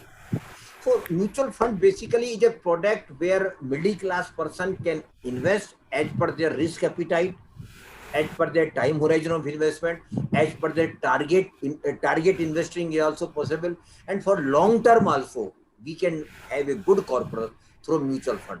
I don't have time to deal with the subject in detail because it is a very vast subject otherwise. But next time when Dr. Venkataya will give me time, I will try to justify this. Lastly, I want to just 1 minute. I want to take you, sir. Sure. No problem, sir. Please. One thing is, kindly don't make investment decision in haste. Take your time to decide. It is your hard-earned money. Firstly, secondly, don't make your investment decision on the advice of other, including your friends even. Forget about agents. Never on the advice of agents, because mostly agents will advise you the product where they get higher fees or commission. And thirdly, Dr. Radhika, when you make investment decision, kindly spare some time to complete the formalities. I don't know whether Dr. Venkataya will agree with me. This is the common blunder we all do. What is this? Normally, when we make investment, we call the agent. What we say to him? I don't have time. I have to take a class. Kindly take my check and my signature and fill the form. This is a blunder, Dr. Raki. I'm telling you, and we all do it. Never make this mistake, because take out some time, because it is your hard-earned money. Give all the information correctly, that too in capital letters, all the details, and always keep a copy of the such application or form which you are giving to the agent with you. And thirdly, kindly minded, share all your investment details with your family. And one more thing I want to tell you, female participants, including Dr. Rake, don't take his advice. Female members, even when they are earning today, they take least interest in investment. I talk most of them, what they say, Baba, that I don't do. My husband is doing, my father is doing, my brother is doing. I don't know where they are investing. Even you are not aware. I'm not saying otherwise. Don't take it otherwise that you revolt and get all the papers in your hands. It is not like that. But at the same time, you should also be vigilant to know where your money is invested by your husband, by your father, by your brother, so that you can also analyze whether they are right or not. Be active in investment. This is request to my female participants. Lastly, sir, Dr. Vijay Kumar, I want to tell you last thing. And this is, I know nobody is doing in, you're all educated person. Never, 3 times never invest in Ponzi scheme, chit fund and committees. These are all bogus schemes. Fraud. I am using the harsh word fraud. They will promise you higher return. They will promise you doubling your money in 3 or 5 years. It will never happen. They will simply vanish with your money. And Dr. Venkataya, you might not be aware, in our country, more than 10,000 crores of rupees of people like you and me and other not so different classes of society have been looted by these scamsters by promising higher return. So kindly never do investment in some Ponzi scheme, chit fund. And one more social responsibility, Dr. Venkataya and Dr. Rakhi, we all have. Kindly be active. Kindly mobilize your students and spread them across your city, your location. to make the people aware, particularly those who are not so affluent class of society, sir, peon, driver, rickshaw wala, sabji wala, then small shopkeeper, they are gullible investors. Actually, they invest in such schemes because uh, they are promised higher return and they come into that promise. So make them aware. They should never invest their hard-earned money into some fraud schemes. If they don't know anything, just put their money in bank or in post office. That will suffice. This is the only thing I wanted to tell the participants. If you anything found useful in my session, Dr. Venkataya, I request all the participants kindly think over these things. If you find any new idea, new information, because typically what happens in India, sir, we all know, we talk too much, particularly in academic community, I should not say like this.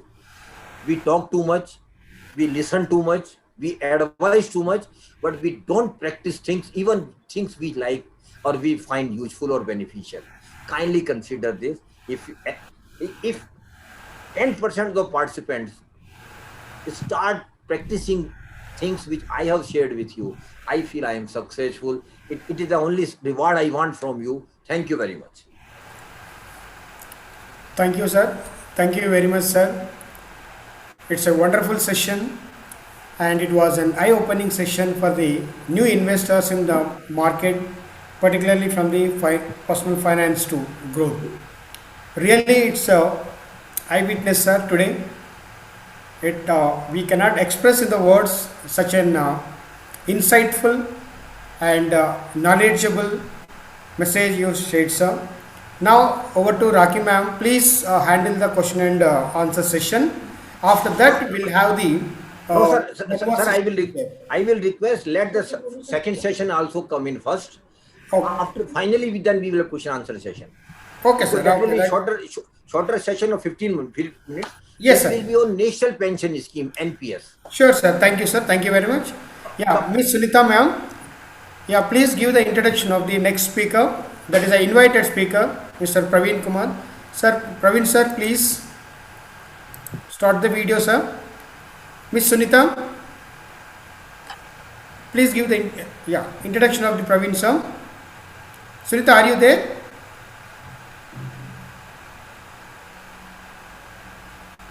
Sunita?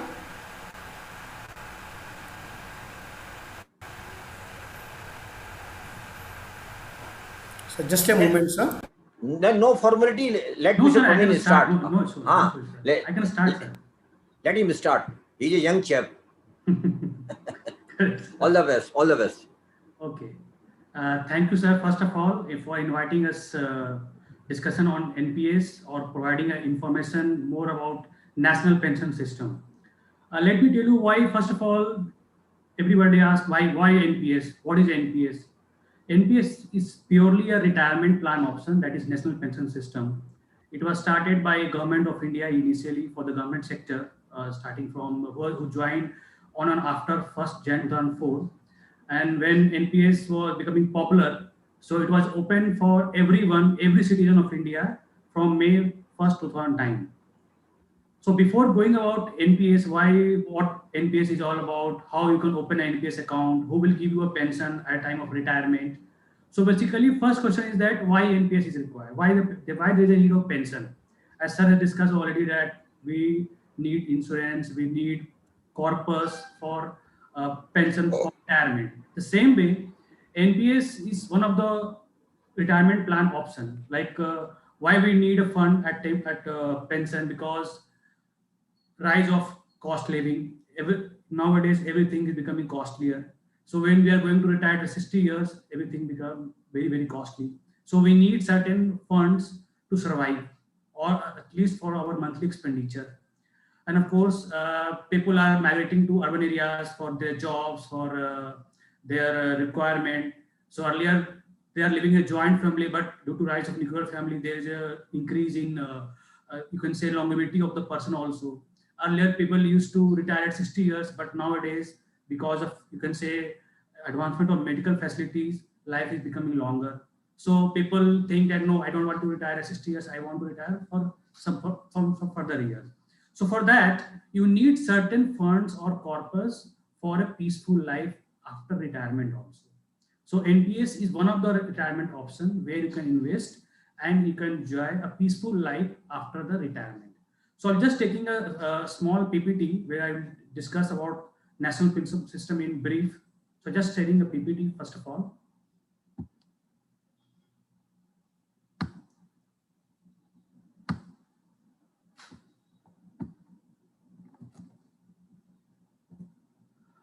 First of all, just I want to give a brief idea about what our company do, NSDL e-governance, apart from the national pension system. We are also acting as an Aadhaar enrollment agency given by UIDI. So we have processed more than 10 crore Aadhaar card.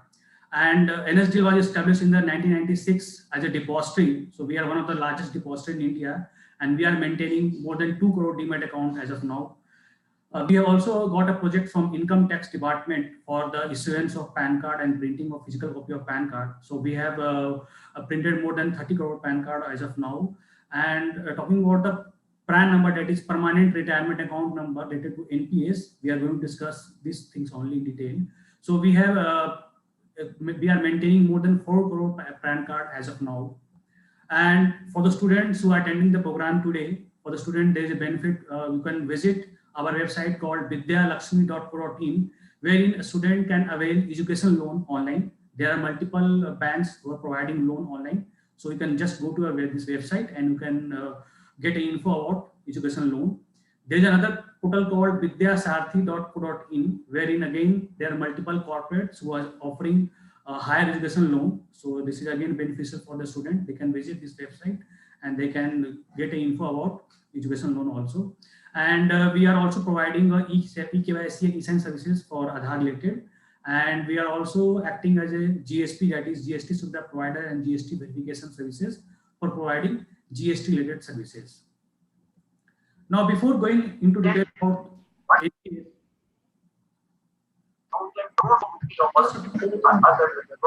please mute, sir, in case anyone is muted. Okay, there are just an example of compounding. Like there are two persons, Ramesh and Suresh. Ramesh has started investment of at the age of 40 years, and his monthly contribution is 4,500. You can see, and his corpus at 60 years is around 10,80,000. And Suresh is another person who started at the age of 30 years, and his monthly contribution is 3,000, and his corpus is also 10,80,000. But if you assume a value of investment at 8%, you can see Ramesh is getting a merely of around 26 lakh as a corpus, and Suresh is getting a 45 lakh at 60 years. So there is a huge gap of 19 lakh, huge difference of 19 lakhs. So although it's never too late for investment, but whenever you think about investment in any product, not about NPS, any product, you should always start as early as possible for getting a better corpus, for getting a better funds at time of retirement, so that you can live peacefully after retirement also. Now, before going about the what is NPS all about, we will just talk about various stakeholders in NSDL. What are the entities in NPS National Pension System? First entity is PFRDA, that is Pension Fund Regulator Development Authority. PFRDA basically is the regulator for NPS system, who regulate, who come up with the rules and regulation of the entire NPS system. Just like RBI is the regulator for the bank, the same way PFRDA is the regulator for the NPS system. Then we have an entity called NPS Trust. NPS Trust is basically an entity who looks after the assets and funds in the best interest of the subscribers, and also looking after the compliance by the way of audit. Then we have a point of presence, or you can say POPSP. POPSP is basically is a first point of interaction for the subscriber. So subscribers who open an NPS account. So basically if subscriber want to open an NPS account, he has to contact nearby his POPSP center. So POP is basically a point of interaction for a subscriber. And for any NPS related activities, the subscriber has to contact POPSP. So there are around 80,000 POPSP center across India. So subscriber can visit any of the POPSP center for opening an NPS account. Then we have a pension fund manager. PFM we normally is called as is an entity again appointed by the PFRD, who look after the subscriber contribution in the best possible way to maximize the return of the subscriber. So of course, pension fund manager is chosen by the subscriber. Subscriber will choose the PFM and pension fund manager, and they will take out their contribution of the subscriber and invest in various funds, various asset classes, so that subscriber will get a maximum return at a time of retirement. The last but not the least is the NSDL. What is our role as an NSDL? We are acting as a central record keeping agency in NPS system.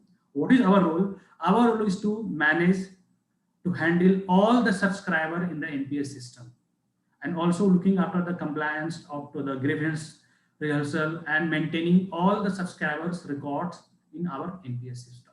So you can see each and every entity is having a different role in NPS system. Now the first person comes who can open an NPS account. It's very simple. Any Indian citizen between the age group of 18 to 65 years can open an NPS account. Now, whenever a subscriber or whenever an investor open an NPS account, he will get a one number that is called as permanent retirement account number. We call it as a PRAN number. It's a 12-digit number. So whenever a subscriber open an NPS account, he will get a PRAN number, and it's a unique number. Unique means say a subscriber can have only one NPS account. He cannot have two NPS accounts. He can only have one PRAN number, one NPS account. What is portable? Portable means, I can quote an example here. Say one subscriber who opened an NPS account, he was working with a private organization. Now he got a job in central government. So he did not will having taking a new PRAN number. He will not open a new NPS account. His PRAN number will automatically move. He will not take any other PRAN number. So it will shift automatically. Even though he shift from one city to another city, his PRAN number will remain the same. So it's a portable number. It's a 12-digit number. It's a unique number and it's a portable number. Now, whenever a subscriber open an NPS account, there are two types of accounts basically. One is the pension account. We call it as a tier 1 account. It's a purely pension account. Whatever contribution is there in NPS account, you will get at a time of retirement. That is called as a tier 1 account. That is a pension account. Second account is an investment account. We call it as a tier 2 account. Now this investment account we will talk about in detail, because this investment account is not mandatory, but we will just talk about detail in the coming slide. Now partial withdrawal. There is a myth that whenever somebody open an NPS account, he will not able to withdraw any amount till retirement. No, subscribers can withdraw certain amount before retirement also. But of course, there are certain conditions, there are certain rules. Like for example, if he needs some certain fund due to medical emergency, like recent example is COVID-19, he needs some certain funds for his child marriage, child education. So he can withdraw certain amount from NPS before retirement also. Up to 25% of his own contribution he can withdraw in NPS. What are the exit options? We will discuss in detail. What are the exit options for the subscribers after attaining the age of 60 years or after superannuation? We will discuss in detail in the coming slide. Next is again an important thing, tax benefit. As everybody knows that under Section 80C, as per the income tax rule under Section 80C, a subscriber who is investing or investor who is investing in PPF, ESS fund or LIC premium, he can claim a tax benefit of 1.5 lakh up to 1.5 lakh under Section 80C. So if a subscriber is investing in NPS, he can claim that amount under Section 80C also. So NPS is again investment option wherein you can also claim tax benefit under Section 80C up to rupees 1.5 lakh. Over and above, there is another section called 80CCD1B, wherein if a subscriber is investing 50,000 rupees in NPS, his contribution, so he can claim up to 50,000 under Section 80CCD1B also. So in short, up to 2 lakh he can claim if he is contributing NPS under Section 80C, CE and 80CCD1B. This is just a continuation of the previous slide. As I told you that a subscriber can claim up to 2 lakh rupees under Section 80C. So just quoting an example, a subscriber who is investing in NPS of rupees 50,000 and another investor who is not investing in NPS, and we are assuming that 30% is highest tax slab, although he is saving 35,000 per year. You can see if you are assuming corpus at 8%, the subscriber who is investing in 50,000 rupees and also claiming a tax benefit, he is getting a 23 lakh as a corpus if you are assuming 8% return, and an investor who is not investing in NPS is getting a 16 lakhs.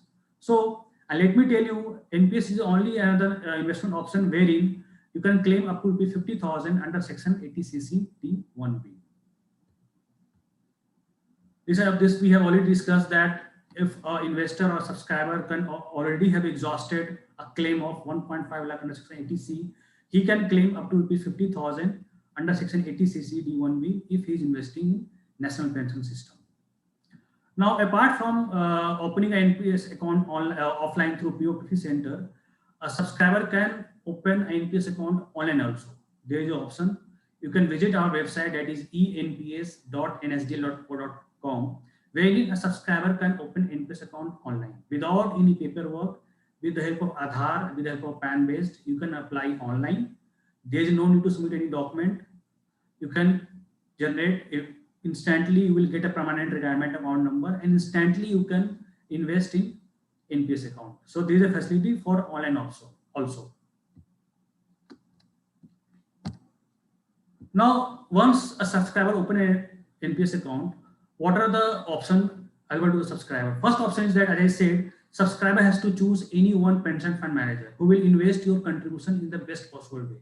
So subscriber has to decide any one pension fund manager, and then there are two choices available in NPS. One choice is active choice, another choice is auto choice. Active choice is very simple. If a subscriber is having knowledge about the market, he can choose active choice. In NPS, basically there are four types of asset classes. One is the equity, another option is government securities, third is government bonds, and third is the alternative conjunctive funds. So basically, subscriber has to select what amount of proportion he has to choose in active choice. Let's say, for example, up to 75% he can choose in equity, maximum 100% he can choose in government security, maximum 100% he can choose in corporate bonds. So it is up to the subscriber. He can select active choice, and based on that he can choose the portion of the his contribution in the different asset classes. Second choice is that auto choice. Auto choice is basically based on the life stage investing. I just give you an example. Like for example, my age is 38 years. If I choose auto choice, as my life goes, my contribution from equity to corporate, it will shift automatically to the government security. So I mean to say that as life grows, your contribution will shift from equity to corporate to the government securities. It is on the auto choice. So basically there are three types of options in the auto choice. One is the aggressive, conservative, or moderate fund. So you can choose according to your options. And of course, you can change any pension fund manager, it's up to you. And you can change plan also, your scheme also, from active to auto and auto active twice in a financial year. Now we will just talk about what are the exit options at the age of 60 years. What are the exit options for the subscriber in NPS? First of all, continuous NPS account. If subscriber feels, no, I don't want to retire at 60 years, I want to continue NPS, he can be in NPS up to 70 years of age. So he can continue till 70 years of age in NPS. He can contribute, and he can also take tax benefit under Section 80C, as I discussed earlier. Deferment, next option is that if subscriber feel, no, I don't want to withdraw any pension or lump sum from NPS, I can defer. So subscriber can defer his lump sum, his pension also, up to certain years. Next option is that, of course, subscriber feel that, no, I don't want to continue, I don't want to defer, I want to exit at 60 years or at superannuation. So process very simple. He can exit. I'm just quoting example. If a subscriber is corpus is 50 lakh at 60 years, so maximum he can withdraw 60% as a lump sum. So in the same example, he can withdraw 30 lakh as a lump sum. So maximum he can withdraw 60% as a lump sum, and minimum 40% he has to purchase as a pension. He will be getting a monthly pension. So around 20 lakh he has to utilize for getting a pension. Maximum he can purchase 100% as a pension, but minimum he has to purchase 40% as a pension, so that he will get a monthly pension after 60 years or after superannuation. Now the question comes, who will give the pension? Who will provide the monthly pension? Another entity is called annuity service providers. The ASP are basically again appointed by the PFRD. So there are multiple ASP. You can see in the slide also. So subscriber has to select any one ASP. ASP will provide his monthly pension. And again, there are multiple pension plan available with this ASP. So subscriber has to select any one pension plan. We have given a two example in the slide. They are basically, these are two famous plans pension plan. One is the annuity payable for life, wherein if I'm quoting example of 20 lakh, subscriber will get a 15,000 as a monthly pension till he survives. Another option is that 100% annuity to spouse with return of purchase price. So in this plan, subscriber will be getting around 11,000 as a monthly pension till he survives. After his death, his spouse or her spouse will get a same amount of monthly pension, and after his or her dies, his nominee will get a return of purchase price. So it's basically depend upon the subscriber. Whatever he chooses his plan according to his choice, he will get a monthly pension after 60 years of age. Next is that premature withdrawal. Of course, there are options for subscribers that if suppose he don't want to continue till 60 years of age, so he can withdraw. He can exit from NPS. But one important point is that he need to be in NPS at least for 10 years. So after 10 years, he can withdraw, he can exit. Only condition is that if his corpus is less than or equal to 1 lakh, he can withdraw the whole amount as a lump sum. But if his corpus is more than 1 lakh, he need to purchase annuity around 80%, and he will getting a monthly pension of 80% of his corpus, and 20% he can withdraw as a lump sum. Say in case of sudden demise of a subscriber, in case of a death of a subscriber, what are the options? Basically, in this death case, the plan is different for the government subscriber, but for other subscriber, whatever the nominee or the legal heir will be getting a corpus as a lump sum, or he can purchase pension according to his or own choice. Now we'll just talk about a brief in detail about the investment account, basically a tier 2 account. Tier 2 account is basically an investment account. It's purely optional account, but there are various benefits for this account. Only one condition is that you need to have a tier 1 account for opening a tier 2 account. And of course, you can open tier 2 account through nodal offices for the government subscriber. You can open this account through POPSP, and you can open this account online also. There is no minimum balance you need to maintain. There is no AMC. You can withdraw at any point of time. You can transfer your investment to tier 1 account. So tier 2 account basically a purely investment account in order to meet certain requirement, in order to set certain goals, so that you can open this type of account and you can invest in tier 2 account.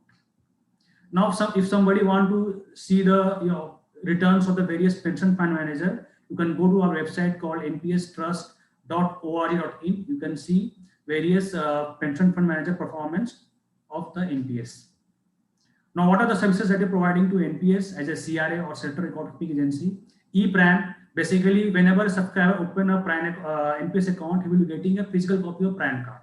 So if subscriber misplaced his copy of PAN card or lost his PAN card, he can generate online also. He can generate a soft copy of ePAN card, and he can take a printout and can use as a physical copy of ePAN card.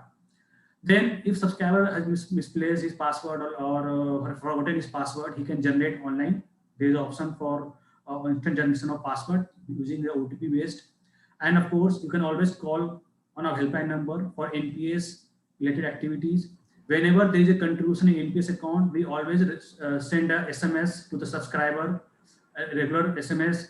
We also send a monthly statement to the subscriber annually also.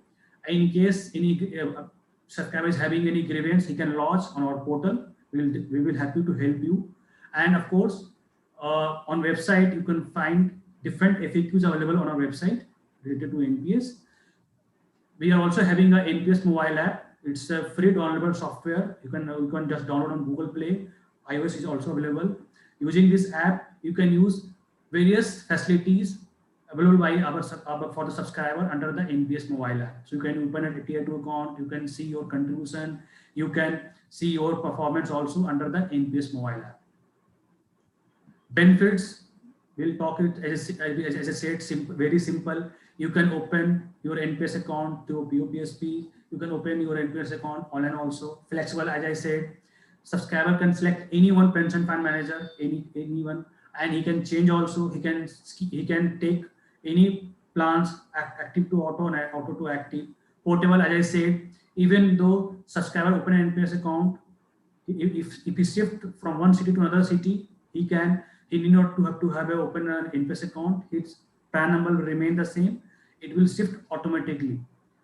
PFRD is the strong regulator for NPS system. Tax saving, as I said, up to 1.5 or up to 2 lakh, he can claim a tax benefit if he is investing in NPS for the subscriber. And everything is available on online. You can just log in our website and you can see about NPS, various product of NPS. Let's keep in touch. This is our website called npscra.nsgl.co.in. You can go to our website. You can find various FAQs related to our NPS services. We are also available on Facebook. You can just go to our Facebook page. You can just like our Facebook page. You will get a different alerts, latest articles about development of NPS. We are also available on YouTube. You just go to YouTube and type NPS ki Pathshala, wherein our employees had made videos related to different segments of NPS system. So just go to YouTube and type NPS ki Pathshala. You will get to know various products about NPS system. And of course, this is our helpline number. You can always call on this number related to our NPS product or services, or in case of any grievances, you can always call us. So thank you so much.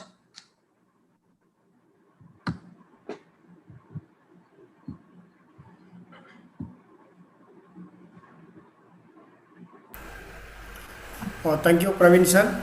It's a wonderful session and it's a great live session. And we are all very happy for sharing your knowledge. And everyone is inspired and how to invest also, they might know. Now over to Raki ma'am. Please handle the question and answer session. Then we'll come back to the vote of thanks. Thank Over you, to sir. Raki ma'am. Aki ma'am, I will first like you to give your observation about the program. Sir, frankly speaking, the points which you have mentioned were very much true, because those who were listening to the session, they were asking firstly about mutual funds and all. And as you said that usually you find that ladies won't take much interest in knowing where all the investment of their family are. That is really true. What I felt is, if we have little deeper information about all these various areas wherein we can interest, maybe we will understand how we can further plan investment from our salaries, and Yes, sir. utilize it properly, so that our future is much more better than what we are thinking. Thank you. Thank you very much, ma'am. So there are few queries which are asked by the participants. Yeah. To say, what kind of savings do we need to do at each stage of our life? I just want to understand from the person who is asking this question what he wants to know. Saving, there is, I can't identify a particular percentage of saving, but ideally speaking, a person should save minimum 20%, maximum 100% if he has capability to do, but minimum 20% of his income, he or she should start saving right from the day, right from the first month. This is more important, because we are casual about saving for the first 5 years or 10 years. Then we woke up and, oh baba, हमने तो कुछ नहीं किया, मेरे colleague ने बहुत ज़्यादा save कर लिया, when he share something to. That is why I keep telling in my program that those who are earners or those who are young should think of saving minimum 20% of their income right from the first month of when they start working. True, sir. So there are many queries wherein participants are asking, let us know what is SIP and how can we invest it if it is for long period. I told you in my session that SIP is nothing but just a recurring account. You all must have opened recurring account with banks. You start an amount with an amount fixed by you, maybe 500, maybe 5 lakhs. As far as SIP is concerned, its full name is Systematic Investment Plan. You open a SIP with a particular scheme. When you are young and when you are a first time investor, I will suggest that you should start a SIP of maybe 500, maybe 5,000, maybe 10,000, depends upon you, in a good long-term equity fund. large cap equity fund. Just they should note down, those who wish to start investment in mutual fund, through mutual fund, large cap equity fund. Because in large cap equity fund, when they invest, your money will be invested into the large corporate equity, which are already established, like Reliance, Infosys, Wipro, big corporates. They have big name, their product is selling, they have got a good market, they have good management, they have good performance down the line last 30, last 5-10 years. So they will get a flair of getting reasonable return. So for new investor, I will suggest that they should start SIP in a good large cap equity fund. This is my limitation, that I can't identify a particular mutual fund scheme, because I am representing MFI, which is the apex body of all mutual funds. Sir, interest of bank is reimbursing inflation in one way as we are receiving it for our time value. Can you enumerate on this? I couldn't get. Can you repeat it? It's interest of bank is reimbursing inflation in one way as we are receiving it for our time value. You are right. You are సరే right. Sir నేను But in most of the cases, నేను మళ్ళీ మీకు అది first నేను చేస్తాను. Venkataya sir, please mute. in most of the time, bank interest for the in the present scenario, at least I can tell, that they can't even beat inflation. You will appreciate that in pandemic time, inflation will be beyond 6%, where the rate of interest is 6%. So the return on bank deposit, again, I tell very honestly and frankly that bank deposit is a relatively safer proposition, but it is not even inflation beating in the present context. So kindly keep some funds in bank deposits, that is there, but don't put all your egg in one basket. This is the golden rule of investment. Have developed a basket of investment where you should keep some money in PPF, some money in NSC, some money in government deposit, some money in RBI bonds, some money in some PSUs, purchase some real estate if you have money, invest in gold, and some money in mutual fund through SIP. That is in security market. So you are developing a basket of investment, so that what benefit you will get the overall benefit of balancing. Some may perform, some may not perform. So overall, your rate of return will be inflation beating. That is the purpose of developing a basket of investment. So can you correlate the personal savings with time value of money and also the impact on risk and trade-off? Again, it is a technical question. Basically, it is a technical question. And time value of money simply means net present value, or NAV, net average value. So over a period of time, we have to average out the time value of the money. But if you are a again, try to make it simple. If you are a long-term investment, don't go into these such technicalities. Put your money, leave it. Continue putting your money through SIP for a longer period. So time value of money will automatically accrue to you, but that will be inflation beating, and even after paying taxes on it, if it is applicable, you will have some real return.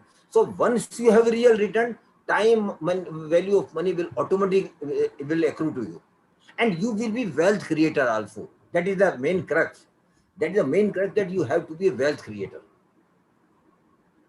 Does inflation make the difference in investment value? Yeah, of course, definitely. Rather, inflation affects your investment value. Very truly speaking, inflation is the only factor which affects your investment value. What are the plans available to save small amount of money? There are a lot of plans. If you want to start a PPF account, you can save that amount in PPF account. If you want to start a mutual fund, you can start investing in mutual fund with as less an amount as 500 rupees per month. So Even for students, I keep telling them, start an SIP of 500 rupees out of your pocket money, so that down the line, after 2, 3, 4 years, you know the flair of mutual fund, what mutual fund is, how it is operated, how profits are generated, how return is generated, and what return you get actually.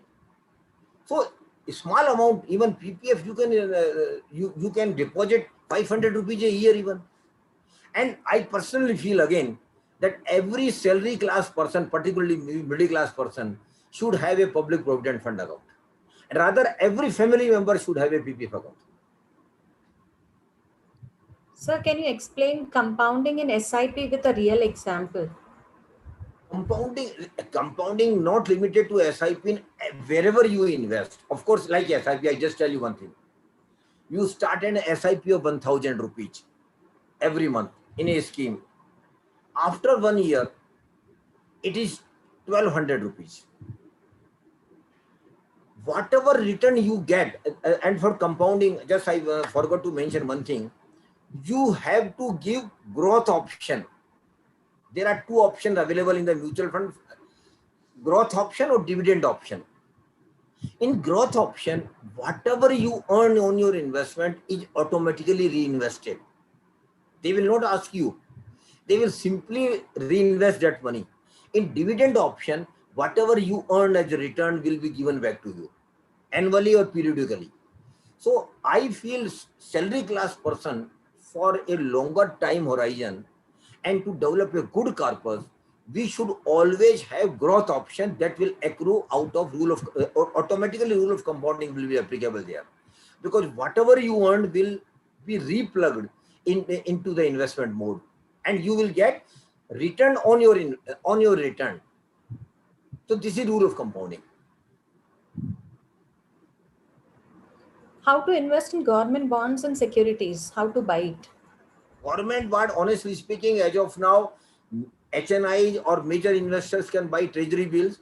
But last budget, if you remember, in last budget, FM has announced that even treasury bills, a small investor, government will facilitate investment from general public in treasury bills. The process of making operational is on.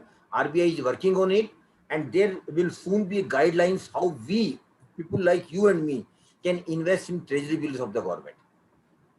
As far as RBI bonds are concerned, RBI announces bonds publicly also on their websites, through advertisement also. We can subscribe online or offline, both. Can you explain about diversification and maximizing the returns? Diversification, basically the purpose of diversification is to develop a safety bracket. Because suppose I am putting some money in PPF, some money in RBI bonds, some money in mutual fund, some money in gold. So I am diversifying my investment. What the purpose it will be? Suppose gold doesn't increase, prices of gold doesn't increase, but the market does well. Government also gives a fixed income. So overall, I will be getting my reasonable return from all my investments. Or on the contrary, suppose you put all your money in one basket, simply means suppose you put all money in share market, and share market doesn't perform, then you may not be getting any return. That is why diversification is a must for a prudent investor.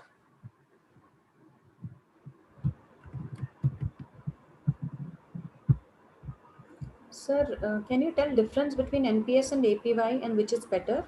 Of course, Mr. Praveen is there. I can also tell. Praveen will better tell it. Okay, sir, no issues. See, APY is Atal Pension Yojana, which was started by Government of India. It's basically for the poor class people. Basically, if you can say for the lower class people who doesn't have many source of income. So it was started by Government of India from May 2015. So Atal Pension Yojana basically for the unorganized sector, for the poor class people, and wherein simple procedure is that you need to have a bank account with any banks or with any post office, and it is again for any Indian citizen between the age of 18 to 40 years, and wherein The monthly pension is already fixed. Start from 1,000 to 2,000 to 3,000 to 4,000 up to 5,000. So once he retire at 60 years, he will be getting around whatever the monthly pension he has chosen at time of opening an APY account. He will be getting a monthly pension after 60 years of age. So NPS is different and APY is different. Of course, a subscriber can have both account, NPS account also as well as APY account, but both are having a different meaning. APY is basically for the unorganized sector, basically for the poor people, basically for the lower class people. Actually, just to add to it, Atal Pension Yojana target group is totally different. Correct. For NPS, target group is totally different. Yes. In Atal Pension Yojana, maximum pension you can get it 5,000 only, maximum, from 1,000 to 5,000. But in NPS, much you save, much you get. Matlab, there is no limit. You can invest 5 lakhs rupees per year in NPS and you get a very handsome pension when you retire. So APY basically, as Mr. Praveen has rightly pointed out, it is from not so affluent class of the society. Just to give them a mental security that they will get something. Very honestly speaking, after 20 years, 5,000 might be or of significant amount even. Because even today, 5,000 has got no meaning. But the assurance that they will get 5,000 every year is a big thing. And secondly, the uniqueness of API is also there. First, you get pension, then your spouse get pension if you are no more. And thirdly, even when you both are not there, the amount of accumulated amount will be given to your nominee. Correct. That is also a very unique facility, because ultimately your next generation will also get some money and you enjoy the benefit of pension. And that option is also available in NPS. Again, this option, but there it is a rule. In NPS, it is an option. If you want to tick there are other options also. You want, suppose some say, no, I don't want to care my wife.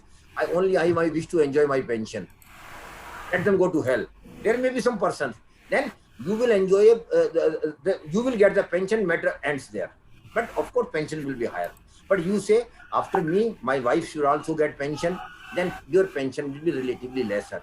But in the one third scenario is also there. You say, first I get pension, that my wife should also get pension, and the amount should again be given to my nominee, then pension will be naturally much lesser.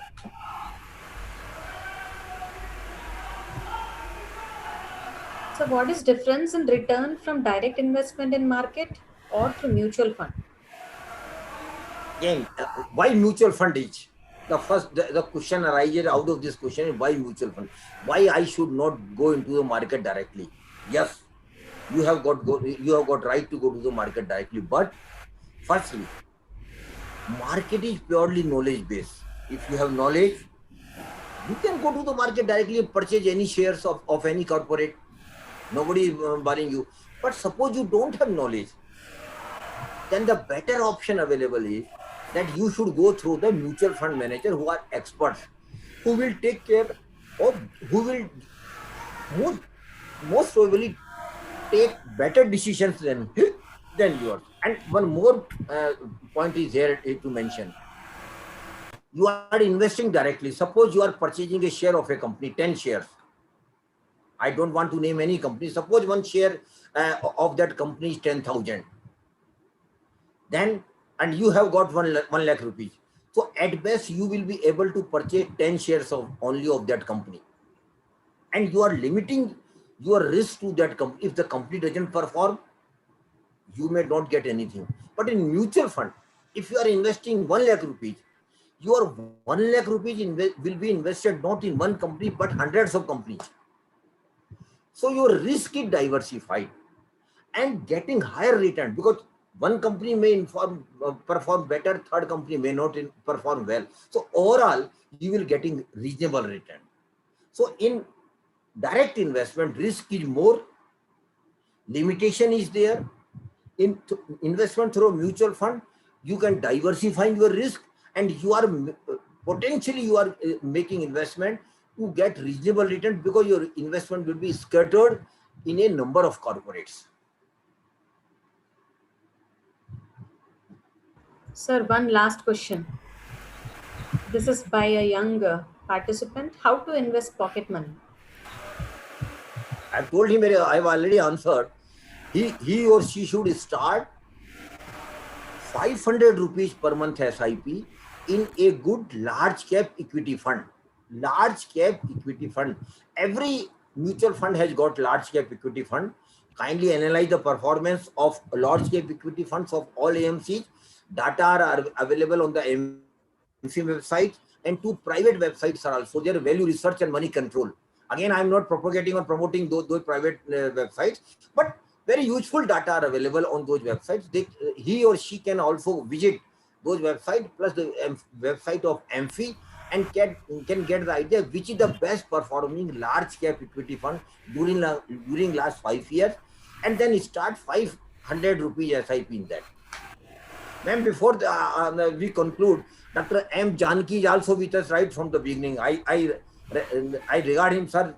He's a very senior vice principal of your college and very senior professor of your college. I will request him to kindly also give his observation about the program. Yeah. Thank you. Thank you very much. Thank you, Raki ma'am, for your handling questions.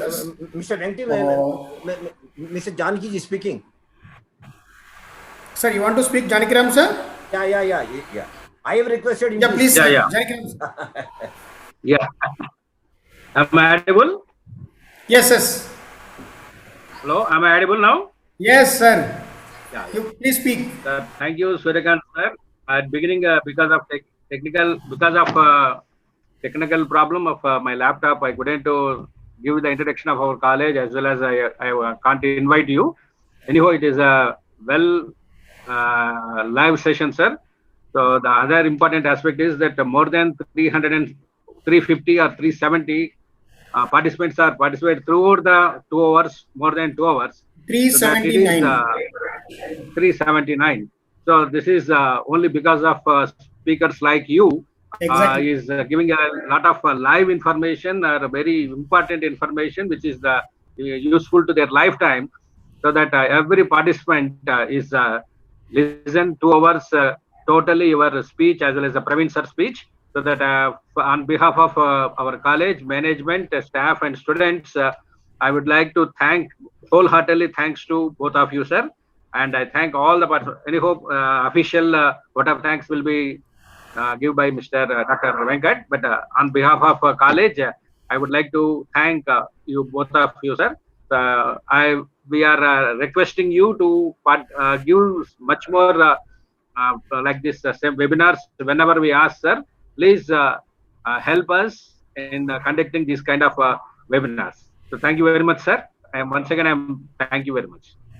And I am thankful to you, to your college, and I assure you that I will be available for you not only webinar mode, but I would like to come to your college as well physically when the situation normalizes. I would be more than happy. Okay. Definitely, you. sir. We will invite you. Definitely, we'll invite you. Thank you. Thank you, Janikram sir. He's been 10 years as a vice principal and contemporary to me in the college. We have put together 20 years of experience in the Bhadraga College of Commerce and Arts. And thank you, sir, Janikram sir, for sharing your information. And more, just a minute, one more female member, Dr. Sandhya is with us. Yes, sir. Sandhya, you want to speak? Sandhya ma'am? Sandhya ma'am, please, you also speak. You unmute yourself.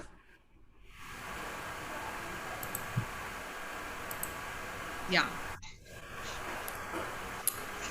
Welcome, Sandhya ma'am. You can speak words. Sir, I can hear, sir. Yes, sir. Sir, thank you so much, sir. That was a wonderful session, actually, I can say. It was the most important thing I observed over here is like, sir, Suryakant Sharma sir has given a great points that the 3 important things actually, like when to invest and what is it. Maybe all the investments may not be the right for everybody in the same way, maybe different for everybody.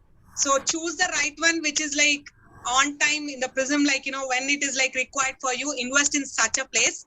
So that point was very interesting and new for me.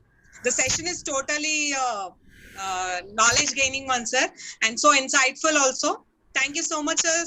Sir, for your valuable suggestions as well as knowledge sharing with us. Thank you so much, sir. God bless you. Thank you very much. God bless Thank you, sir. Yeah. Thank you, Sandhya ma'am, for your well words. And really, the speaker's day it is. My dear friends, today's day was really a day of learning, inspiring of the participants with the vast splendid knowledge of strategy for managing the personal finance, including the mutual funds. As Sir said, personal finance is a simple and easy when done right. Discipline and commitment to investing is the key to create wealth. I thank both the resource persons for sharing various strategies, opportunities available in the market which build your personal finance and informing right path which is essential to pick up the right one in the helps in the wealth creation. As a convener of today's webinar, it's my privilege to propose vote of thanks on this occasion. I would like to express my sincere thanks to keynote speaker Sri Suryakant Sharma sir. It's a really a live session, sir, and definitely you are referring many times my name, particularly as a participant, as an investor, sir. Definitely I will look into this, sir. And the purpose is that we are arranging this meeting, this webinar called a particular topic. This is a COVID situation, also one of the aspect for the finance, how to manage finance important, and over the time only it is possible, because at the next moment we cannot do. So it is useful for many people. Now at least they will start trying to invest. And also invited speaker Praveen Kumar sir, also well versed in the topic, and thanks sir for sharing your incredible knowledge with our participants on the today's topic. Overall, the session was insightful and informative, sir. Once again, on behalf of Bhadrika College of Commerce and Arts, I extend my heartfelt thanks to Sri Suryakant Sharma sir and Praveen Kumar sir for accepting for invitation as keynote speaker and invited speaker for today's webinar in spite of your busy schedule. I also extend my vote of thanks to the management for accepting our proposal and giving great support. Special thanks to DG sir and Principal sir for encouraging and giving us a tremendous support by conducting the webinar successfully. Special thanks to AMFI for collaborating with us and organizing the webinar successfully. They are also done off. We are equally done along with them, and they are sharing 300 members of the Zoom, and it is full, and also it's sharing in the YouTube. That is also nearly gone to the hundreds, and complete your technical session is handed over by you and along with our staff, technical staff. Thank you once again for the staff, those are helped in this from IMG. I once again thanks for everyone for making this webinar a successful, and particularly I want to thank for our technology persons. One is the Basha and Murthy helped for us from our side, sir, and it's a wonderful session, sir, Suryakant sir and Praveen sir. And definitely it is a referable, these two names, to the many people, and we want to join as a participant for your webinars of many other. We want to join again, we want to listen. Because of the Haribari and others, we could not listen you, sir, properly. It's what you call it as is a genuine, I am saying.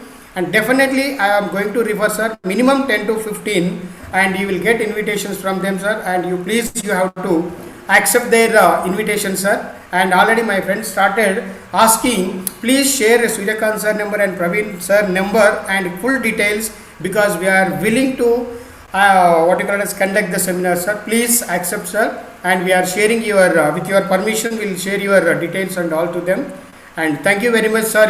It's a wonderful session, both of you. Thank you, Suryakant sir, such a senior person, having come over here and giving a great lecture. And it is all the real lectures, sir. It is not a lecture, I mean, it is a daily what we follow, how to follow a common man, a person, how to start investing. You have guided us, sir. You have opened our eyes, sir. Definitely, sir. Thank you very much again, once again. Thank you very much, sir. Jai Hind. Stay safe. Thank you very much. Thank you so much. Thank you very much, One more thing I want to mention here. Mr. Sabjar Ahmed is coordinating my programs. Yeah. Anybody can contact Mr. Sabjar Ahmed through you. Yes, sir. He will be in a position to organize, because up to July or 10th of August, I don't have any dates. Sure, sir. After 10th of August, we can definitely, I will be happy to organize as much program as in your locality. And just for your kind information, I have already completed more than 200 webinars in May 2020. Yes, sir. Sure, sir. Definitely, sir.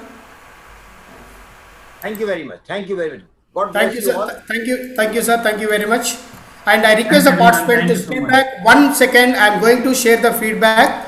All the participants requested only to wait 1 second only. Thank you, one and all. Thank you very much. Jai Hind. Jai, Jai Thank Hind. you, Jai Hind.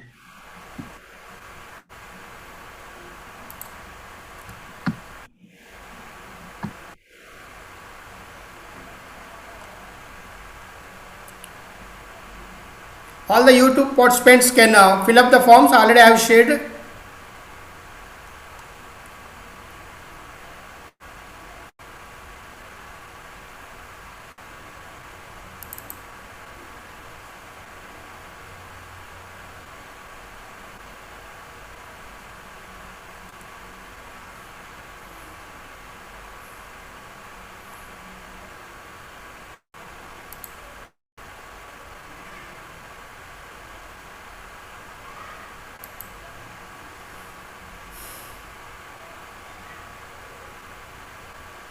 Amjad sir, are you there? Yes, sir. Please, sir. Yeah, I will make you the host. Please wait, sir. Already I posted in the YouTube, and I'm about to post the Okay. feedback, and I'll also I forward it to you.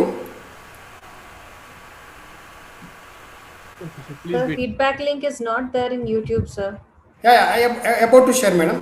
YouTube just now I posted in the YouTube. No, sir, it's not there. No, in the YouTube, madam. No, sir, I'm checking it No. simultaneously. Two It's times not it is there. there. You can check. Two times I have posted, madam. Again, if you want, I can post you.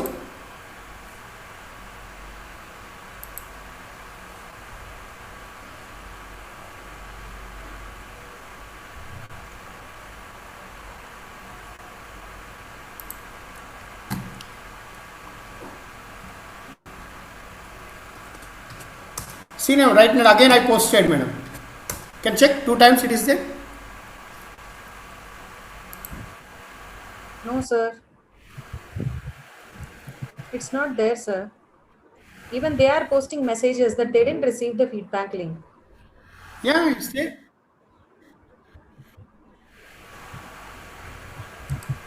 Or why not appearing? Madam, it is there two times. See, from Venkataya from PP is there. Yeah, asking once again share.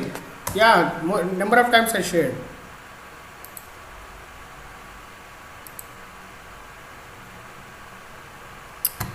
Sir, please share in chat box, sir. Please, sir. Even here in Yeah, what? yeah, Even share, in Zoom. that I am doing, sir. Sir, please share in Zoom chat box, sir. Please. Sir, there is a Yeah, option yeah. at Yeah, I'm doing below it. chat. Please. Yeah, it is a little Sir, bit. please It is there. copy and paste after that. Please. Yeah, I'm doing, sir. Hello. Yeah. చెప్పు భాష.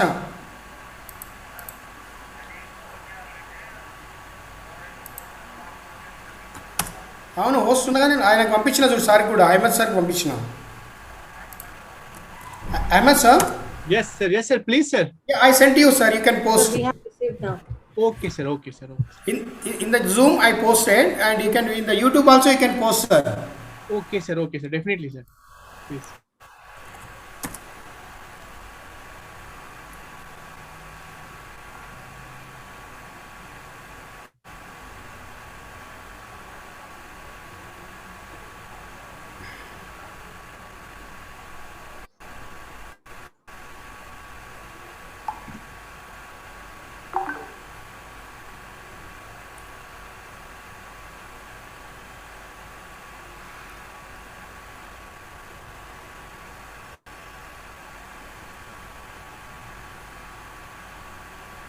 Ahmed sir, if you can post that in YouTube because mine Yes, is not ma'am. going as a link.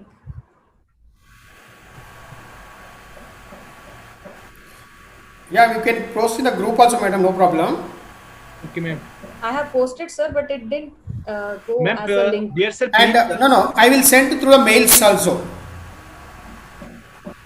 And only sir, Ahmed sir, you post in the YouTube. Already it yes, is sir, there. yes, sir. Sir, from my In side, sir, the I send in YouTube link. okay, sir. In the Zoom, I posted, sir. Okay, okay, sir. Sir, please record. So there is a option of recording, sir. Yes, sir. Can I stop now? Please. Yes, sir. Stop now, sir. Please.